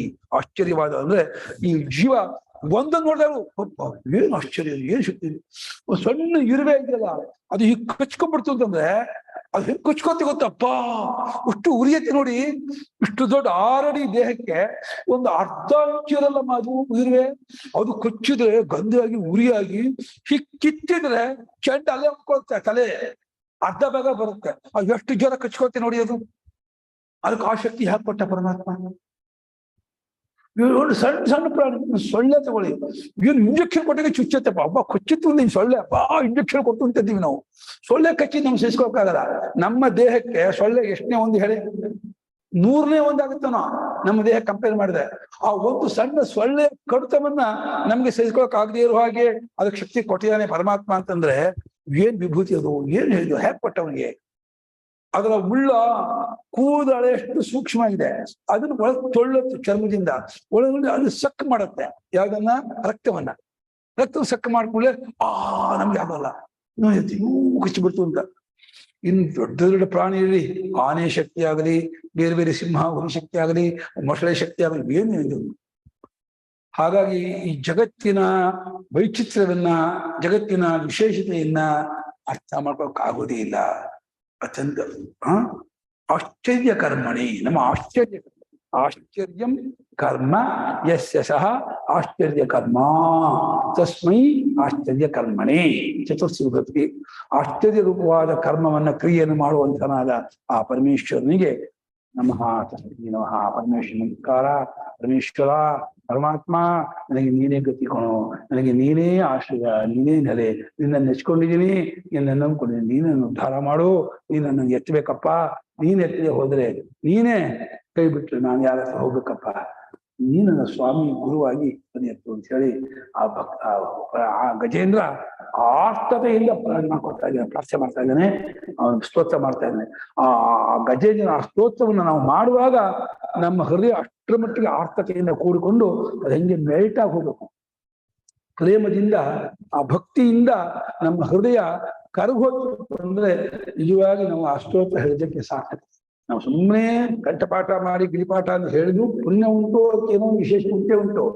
ಆದರೆ ಅವನಿಗೆ ಎಷ್ಟು ಆರ್ತತೆಯಿಂದ, ಎಷ್ಟು ಭಕ್ತಿಯಿಂದ, ಎಷ್ಟು ಏಕಾಗ್ರತೆಯಿಂದ ಇಂಥ ತತ್ವವನ್ನು ಅನುಸಂಧಾನ ಮಾಡುತ್ತಾ ಅವನು ಆ ಸ್ತೋತ್ರವನ್ನು ಹೇಳ್ತಾ ಇದ್ದಾನೆ ಅನ್ನೋದನ್ನ ನಾವು ಯೋಚನೆ ಮಾಡಿ ನಾವು ಅವನ ಸ್ಥಿತಿಗೆ ಹೋಗ್ಬೇಕು. ನಾವು ಗಜೇಂದ್ರನ ಸ್ಥಿತಿಯಲ್ಲಿ ಇದ್ದೀನಿ, ಆ ಒಂದು ಇದಕ್ಕೆ ಆಪತ್ತು ಸಿಕ್ಕಾಕೊಂಡಿದ್ದೀನಿ, ಇಂಥ ಕಟ್ಟದಲ್ಲಿ ಇದ್ದೀನಿ. ಸಂಸಾರವೆಂಬ ಮೊಸಳೆ ನಮ್ಮನ್ನು ಕಚ್ಚಿದೆ. ಸಂಸಾರವೇ ಒಂದು ಮೊಸಳೆ. ಈ ಸಂಸಾರ ದುಃಖವೆಂಬ ಸಾಗರದಲ್ಲಿ ಈ ಸಂಸಾರದಂತಹ ಸುಖ ರಾಗದ್ವೇಷ ಅನ್ನುವಂಥ ಮೊಸಳೆ ನಮ್ಮನ್ನು ಕಚ್ಚಿ ಹೀರ್ತಾ ಇದೆ, ಎಳಿತಾ ಇದೆ. ನಮ್ಗೆ ಅರ್ಥವಾಗ್ತಾ ಇಲ್ಲ. ನಾನು ಆರಾಮಾಗಿದ್ದೀನಿ, ನಮ್ಗೇನು ಇಲ್ಲ ನಾವು ಅನ್ಕೊಂಡಿದೀವಿ. ನಾವೆಲ್ಲರೂ ಮೊಸಳೆ ಬಾಯಿಲೇ ಇದ್ದೀವಿ. ಮೃತ್ಯು ಅನ್ನುವ ಮೊಸಳೆ ರೂಪದಲ್ಲಿ ಹೇಳಿತಾ ಇದ್ದಾನೆ. ಪ್ರಪಂಚ ವಿಷಯವೆಂಬ ಮೊಸಳೆಗೂ ನಮ್ಮನ್ನು ಎಳಿತಾ ಇದೆ. ಒಂದಲ್ಲ ಎರಡಲ್ಲ ಮೊಸಳೆಗಳು ಇರೋದು. ಆ ಮೊಸಳೆ ನಮ್ಮ ಸಿಕ್ಕೊಂಡು ಎಳಿತಾ ಇದೆ. ಪರಮೇಶ್ವರ, ನೀನು ಇದನ್ನ ಬಂದು ನನ್ನನ್ನು ಎತ್ತದೆ ಹೋದ್ರೆ ನನಗೆ ಗತಿ ಇಲ್ಲ, ನೀನೇ ಎತ್ತಬೇಕು, ನೀನೇ ಉದ್ಧಾರ ಮಾಡಬೇಕಪ್ಪ ಅಂತೇಳಿ ಆ ಪ್ರೇಮದಿಂದ, ಅನನ್ಯತೆ ಭಾವನೆಯಿಂದ ನಾವು ಸ್ತೋತ್ರವನ್ನ ಹೇಳ್ತಾ ಹೋದರೆ ನಮ್ಮ ಹೃದಯ ಹಂಗೆ ಕರಗೋಗ್ಬಿಡುತ್ತೆ. ಪ್ರೇಮದಿಂದ ಯಾವನ ಹೃದಯ ಕರಗೋಗುತ್ತೋ ಅಹಂಭಾವ ಹಂಗೆ ಮೆಲ್ಟ್ ಆಗ್ಬಿಡುತ್ತೆ. ಅಹಂಭಾವ ಹೋಯ್ತು ಅಂದ್ರೆ ನೀವು ಪರಮಾತ್ಮ ಬೇರೆ ಅಲ್ಲ. ಈ ಅಹಂಭಾವದಿಂದ ನಾನು ಪರಮಾತ್ಮ ಬೇರೆ ಬೇರೆ ಆಗಿರೋದು. ಈ ಅಹಂಭಾವವನ್ನ ಮಟ್ಟು ಮಾಡೋದಕ್ಕೆ ಆಚಾರ್ಯ ಹೇಳುವಂತಹ ತತ್ವಮಸ್ಯಾದಿ ವಾಕ್ಯಾರ್ಥ ಜ್ಞಾನ, ಅನುಭವ ಪರ್ಯಂತವಾದ ಜ್ಞಾನ, ಅದು ವಿವೇಕಿಗಳಿಗೆ ವಿಚಾರ ಪ್ರಧಾನವಾದಂಥವರಿಗೆ. ಭಾವನಾ ಪ್ರಧಾನವಾದ ಭಕ್ತರಿಗೆ ಅದೇ ಅಹಂಕಾರವನ್ನ ಭಾವನೆಯಿಂದ ಮಟ್ಟು ಮಾಡ್ಬಿಡ್ತಾರೆ, ಪ್ರೇಮದಿಂದ ಕರೆಸ್ಕೊಂಡಿರ್ತಾರೆ. ಕೊನೆಗೆ ಆ ಭಗವಂತನೇ ಆತ್ಮರೂಪನ ಎದ್ಕೊಂಡು ಪರಿಚಯ ಮಾಡಿಸ್ಕೊಟ್ಟಿದ್ದಾರೆ. ತತ್ವಜ್ಞಾನವಾಗತ್ತೆ. ತತ್ವಜ್ಞಾನವಾಗುವುದಕ್ಕೆ ಸಾಧನ ಮಾರ್ಗ ಏನಿದೆ? ವಿವೇಕ ವೈರಾಗ್ಯ ವಿಚಾರಾದಿ ಮಾರ್ಗದಿಂದ ಮುಮುಕ್ಷುಗಳು, ಸಾಧಕರು, ಜಿಜ್ಞಾಸುಗಳು ವಿಚಾರ ಮಾಡಿ ಕಂಡುಕೊಂಡ್ರೆ ಈ ಭಕ್ತರು, ಮಹಾತ್ಮರು, ಸಂತರು ಈ ಪ್ರೇಮದಿಂದ, ಪ್ರೇಮ ಸಾಗರದಲ್ಲಿ ಮುಳುಗಿದವರಾಗಿ ಆ ಪ್ರೇಮನ ಅನನ್ಯತೆ ತಂದುಕೊಂಡು ಆ ಪರಮಾತ್ಮ ಏಕಾಗ್ರತೆ ತಗೊಳ್ತಾರೆ. ಇವರು 99 ಪರಮಾತ್ಮಗೆ ಒಂದಾದ ಜೀವನ ಸೇರಿಸ್ಕೊಳ್ತಾರೆ. ಮುಮುಕ್ಷುಗಳು, ಸಾಧಕರು 99 ತನಗೆ ಪ್ರಪಂಚವನ್ನು ಅಡಗಿಸ್ಕೊಳ್ತಾರೆ. 1ಕ್ಕೆ 99 ಕೂಡೋಣವ, 99ಕ್ಕೆ 1 ಸೇರಿಸೋಣವ. ರಿಸಲ್ಟ್ ಎರಡು 100. 1ಕ್ಕೆ 99 ಕೂಡಿದ್ರು 100, 99ಕ್ಕೆ 1 ಕೂಡಿದ್ರು 100. ಭಕ್ತನು ಎಲ್ಲವೂ ಪರಮಾತ್ಮ ಅನ್ಕೊಂಡು ತನ್ನನ್ನು ಒಂದ್ ಮಾಡ್ಕೊಂಡು ಇಟ್ಬಿಡ್ತಾರೆ. ಈತನು ನಾನೇ ಬ್ರಹ್ಮ ಅನ್ಕೊಂಡು ಜಗತ್ತೆಲ್ಲವೂ ತನ್ನಲ್ಲಿ ಅಡಗಿಸಿ ಬಾಧೆಯನ್ನು ಮುಗಿಸ್ಬಿಡ್ತಾರೆ. ರಿಸಲ್ಟ್ ಇಬ್ಬರಿಗೂ ಅದೇ ಬ್ರಹ್ಮಾತ್ಮಿಕತ್ವ ಜ್ಞಾನವೇ, ಆ ಅದ್ವೈತ ಜ್ಞಾನವೇ, ಆ ಪರಮಾರ್ಥ ಜ್ಞಾನವೇ ಇಬ್ಬರಿಗೂ ಕೊನೆಗೆ ಉಂಟಾಗೋದು. ಆದ್ರೆ ಭಕ್ತಿ ಮಾರ್ಗ ಸುಲಭತಮಾದ ಮಾರ್ಗ. ಇದಕ್ಕೆ ಜಾಸ್ತಿ ಜಂಜಾಟವಿಲ್ಲ, ತರ್ಕವಿಲ್ಲ, ವ್ಯಾಕರಣವಿಲ್ಲ, ವಾದವಿಲ್ಲ, ರಾಗದ್ವೇಷವಿಲ್ಲ, ಏನಿಲ್ಲ. ಆ ಭಕ್ತ ಪ್ರೇಮದಿಂದ ತನ್ಮಯತೆಯಿಂದ ಪರಮಾತ್ಮ ಸ್ತೋತ್ರ ಮಾಡ್ತಾ ಲಹದೆ ಉಂಟು. ಪ್ರೇಮ ನಮಗೆಲ್ಲರೂ ಸಹಜವಾಗಿರ್ತಕ್ಕಂತಹ ಗುಣ. ಆ ಪ್ರೇಮವನ್ನ ಭಗವಂತನಿಟ್ರೆ ಅದಕ್ಕೆ ಭಕ್ತಿ ಅಂತ ಹೆಸರು. ಇದೇ ಪ್ರೇಮವನ್ನ ದುಡ್ಡು ಮೇಲೆ ಇಟ್ರೆ ಆಸೆ ಅನ್ಸ್ಕೊಳ್ಳೋದು. ಪ್ರೇಮಕ್ಕೆ ಹೆಸರು. ದುಡ್ಡು ಮೇಲೆ ಇಟ್ರೆ ಆಸೆ ಆಗುತ್ತೆ, ಭಗವಂತನ ಪ್ರೇಮ ಆಗುತ್ತೆ. ಆಟ ಪಾಠದಲ್ಲಿ ಇಟ್ಟರೆ ಪ್ರೇಮ ಆಸಕ್ತಿ ಅನಿಸ್ಕೊಳ್ಳುತ್ತೆ. ಮಕ್ಕಳ ಮೇಲೆ ಇಟ್ಟಂತಹ ಪ್ರೇಮಕ್ಕೆ ವಾತ್ಸಲ್ಯ ಅಂತ ಹೆಸರು. ಪತಿ ಪತ್ನಿಯಲ್ಲಿ ಇರ್ತಕ್ಕಂತಹ ಪ್ರೇಮಕ್ಕೆ ಅನುರಾಗ ಅಂತ ಹೆಸರು. ಗೆಳೆಯರ ಮೇಲೆ ಇಟ್ಟಂತಹ ಪ್ರೇಮಕ್ಕೆ ಸ್ನೇಹ ಅಂತ ಹೆಸರು. ಒಂದೇ ಪ್ರೇಮವೇ ಬೇರೆ ಬೇರೆ ಬೇರೆ ಬೇರೆ ಜಾಗದಲ್ಲಿ ಬೇರೆ ಬೇರೆ ಹೆಸರು ತಗೋತಾ ಇದೆ. ಆದ್ರೆ ಭಕ್ತಿಯನ್ನು ಹೆಸರು ತಗೋಬೇಕಾದ್ರೆ ಆ ಸರ್ವಾತ್ಮನಾದ ಭಗವಂತನಲ್ಲಿ ಆ ಪ್ರೇಮ ಊರ್ತು ಅಂದ್ರೆ ಭಕ್ತಿ ಪರೇಶ ಅನುಭವೋ ವಿರಕ್ತಿ ಅನ್ನತ್ಯ ಚೈಕ ಏಷ ತ್ರಿಕ ಏಕ ಏವ ಪ್ರಪದ್ಯಮಾನಸ್ಯ ಯಥಾರ್ಥತಸ್ತು ತುಷ್ಟಿ ಪುಷ್ಟಿ ಕ್ಷುಧ ಆಯುರ್ಮುಖಾಸಂ ಅಂತೇಳಿ ಭಾಗವತದಲ್ಲಿ ಆ ಪರಮೇಶ್ವರನ ಭಕ್ತಿ, ಪ್ರಪಂಚದ ವಿರಕ್ತಿ, ಪರಮಾತ್ಮನ ಅನುಭವ ಅದು ಮೂರಲ್ಲ, ಒಂದೇ. ಹೇಗೆ ತುಂಬಾ ದೂರದಿಂದ ನಡ್ಕೊಂಡು ಬಂದಂತಹ ದಾರಿ ಹೋಗೋನಿಗೆ ತುಂಬಾ ಸುಸ್ತಾಗಿದೆ, ಹಸಿವಾಗಿದೆ ಮತ್ತು ನಿಶಕ್ತಿ, ನಿತ್ರಾಣ ಆಗ್ಬಿಟ್ಟಿದೆ. ನಿತ್ರಾಣ ಆಗ್ಬಿಟ್ಟು ಸುಸ್ತಾಗಿ ಹಸಿವಾಗಿದ್ದವನಿಗೆ ಒಂದು ಅಪಾಯ ಅನುಭಾಸಂ. ಒಂದೊಂದು ತುತ್ತು ಊಟ ಮಾಡ್ತಾ ಒಳ್ಳೆ ಊಟ ಸಿಗ್ತೇವೆ ಅಂತ ತೃಪ್ತಿ ಆಗತ್ತೆ, ಶಕ್ತಿ ಬರುತ್ತೆ, ಒಳ್ಳೆ ಆಯಾಸ ಪರಿಹಾರ ಆಗುತ್ತೆ. ಒಂದೇ ಊಟ ಹೇಗೆ ಮೂರು ಪ್ರಯೋಜನ ಮಾಡುತ್ತೋ ಹಾಗೆ ಒಂದೇ ಭಕ್ತಿ ಮೂರು ತರವಾಗಿ ಅವನಿಗೆ ಪರಮಾತ್ಮನ ಪರಿಚಯ ಮಾಡಿಸ್ಕೊಡುತ್ತೆ, ಪ್ರಪಂಚದಲ್ಲಿ ವೈರಾಗ್ಯ ತಂದುಕೊಡುತ್ತೆ, ಪರಮೇಶ್ವರನ ಅನ್ಯವಾದ ಪ್ರೇಮದಿಂದ ಮುಳುಗ್ತಾನೆ. ಹಾಗಾಗಿ ಈ ಮಾರ್ಗವನ್ನ ಭಾಗವತಕಾರ ಬಹಳವಾಗಿ ಕೊಂಡಾಡ್ತಾರೆ. ಅದು ಬೇರೆ ಮಾತು ಅನ್ಕೋಬೇಡಿ. ರೂಪಾಯಿ ಎರಡು ಮುಖ ಇದ್ದ ಹಾಗೆ, ₹1 ಈ ಕಡೆ ಮುಖ, ₹1 ಈ ಕಡೆ ಮುಖ, ಅಶೋಕ ಸ್ತಂಭ ಇದ್ರೆ ಇದು ಬೇರೆ ಇದು ಬೇರೆ ಅಂತ ಅಂದ್ಬಾರ್ದ. ಎರಡು ಸೇರಿ ಹೇಗೆ ₹1. ಹಾಗೆ ಪರ ಭಕ್ತಿ, ಪರ ಜ್ಞಾನ ಒಂದೇ ಸ್ವರೂಪದ ಎರಡು ಮುಖ ಇದ್ದಾಗಿ ಇರ್ತಕ್ಕದ್ದು. ಆದ್ರೆ ಈ ಸ್ತೋತ್ರ ಅಧ್ಯಾತ್ಮ ಸ್ತೋತ್ರ, ತತ್ವದ ಒಂದು ವಿಚಾರದ ಮೇಲೆ ನಿಂತ ಸ್ತೋತ್ರ ಆದ್ದರಿಂದ ಇದು ಮುಮುಕ್ಷುಗಳಿಗೆ ಬಹಳ ಪ್ರಯೋಜನ ಉಂಟು ಮಾಡುವಂತ. ಅವಶ್ಯವಾಗಿ ಈ ಸ್ತೋತ್ರವನ್ನು ಕಂಠಪಾಠ ಮಾಡಿಕೊಂಡು ನಾವು ಪ್ರತಿನಿತ್ಯ ಅರ್ಥಾನುಸಂಧಾನ ಪೂರ್ವಕವಾಗಿ ನೀವು ಸ್ತೋತ್ರವನ್ನು ಪಠನ ಮಾಡಿದರೆ ವೇದಾಂತ ಚಿಂತನೆಯೂ ಆಯಿತು, ಭಗವಂತನ ಪ್ರೇಮವೂ ನಡೆಯಿತು, ನಿಮಗೆ ಅಂತಃಕರಣ ಸಂಸ್ಕಾರವೂ ಆಗ್ತಾ ಹೋಗುತ್ತೆ. ಚಿತ್ತಿಸಿದೆ. ಯಾಕಂದ್ರೆ ಅಷ್ಟೊತ್ತು ನೀವು ಪ್ರಪಂಚ ಬಿಟ್ಬಿಡ್ತಿರಲ್ಲ. ಈ ಸ್ತೋತ್ರದಲ್ಲಿ ಮುಳುಗಿರೋ ಅಷ್ಟು ಮಟ್ಟಿಗೆ ಪ್ರಪಂಚದ ಚಿಂತೆ ನಿಮ್ಗೆ ಇರೋದೇ ಇಲ್ಲ. ಹಾಗಾಗಿ ದೋಷಗಳು ನಿಮ್ಗೆ ಬರೋಕೆ ಅವಕಾಶವೇ ಇಲ್ಲ. ಹಾಗೆ ಅಷ್ಟೇ ಅಲ್ಲದೇನೆ ಹೇಗೆ ಒಂದು ಬಚ್ಚ ಮನೆಗೆ ನಾವು ಫೆನಾಯಿಲು ಅಥವಾ ಬೇರೆ ಇದನ್ನ ಹಾಕ್ಬಿಟ್ಟು ಉಜ್ಜಿ ಆ ಜಾರೋದು ಇದು ತೆಗಿತೀವೋ, ನಮ್ಮ ಚಿತ್ತ ದೋಷವನ್ನೆಲ್ಲ ಆ ಭಗವಂತನ ಪ್ರೇಮ ತೊಳಿತಾ ಹೋಗುತ್ತೆ, ಎಲ್ಲವನ್ನೂ ಕ್ಲೀನ್ ಮಾಡ್ಬಿಡುತ್ತೆ. ನಮ್ಮ ರಾಗದ್ವೇಷಗಳು, ಆ ಅಸೂಯ ದ್ವೇಷಾದಿಗಳು, ಕೋಪತಾಪಾದಿಗಳು, ಏನೇನೇನು ಕ್ಷುದ್ರ ಬುದ್ಧಿ ಸಣ್ಣತನ ಇದೆಯೋ ಅದಷ್ಟನ್ನು ಕೂಡ ಆ ಭಗವಂತನ ಪ್ರೇಮ ಎಲ್ಲ ಪರಿಹಾರ ಮಾಡುತ್ತೆ. ಆ ರೀತಿ ಭಗವಂತ ನಮಗೆಲ್ಲರಿಗೂ ಕೂಡ ನಿರಂತರವಾದಂತಹ ಅನನ್ಯವಾದ ಭಕ್ತಿಯನ್ನು ಕೊಟ್ಟು ಕಾಪಾಡಲಿ, ನಿರಂತರವಾಗಿ ಆ ಭಗವಂತನ ಚಿಂತನೆ ಅನುಸಂಧಾನ ನಮಗೆ ನಡೆಯುವಂತೆ ಮಾಡಿದ ಅಂತ ಹೇಳ್ತಾ ಇವತ್ತಿನ ನನ್ನ ನಾರಾಯಣ ನಾರಾಯಣ ಮುಕ್ಕಾಲಾಗ್ಬಿಡ್ತು.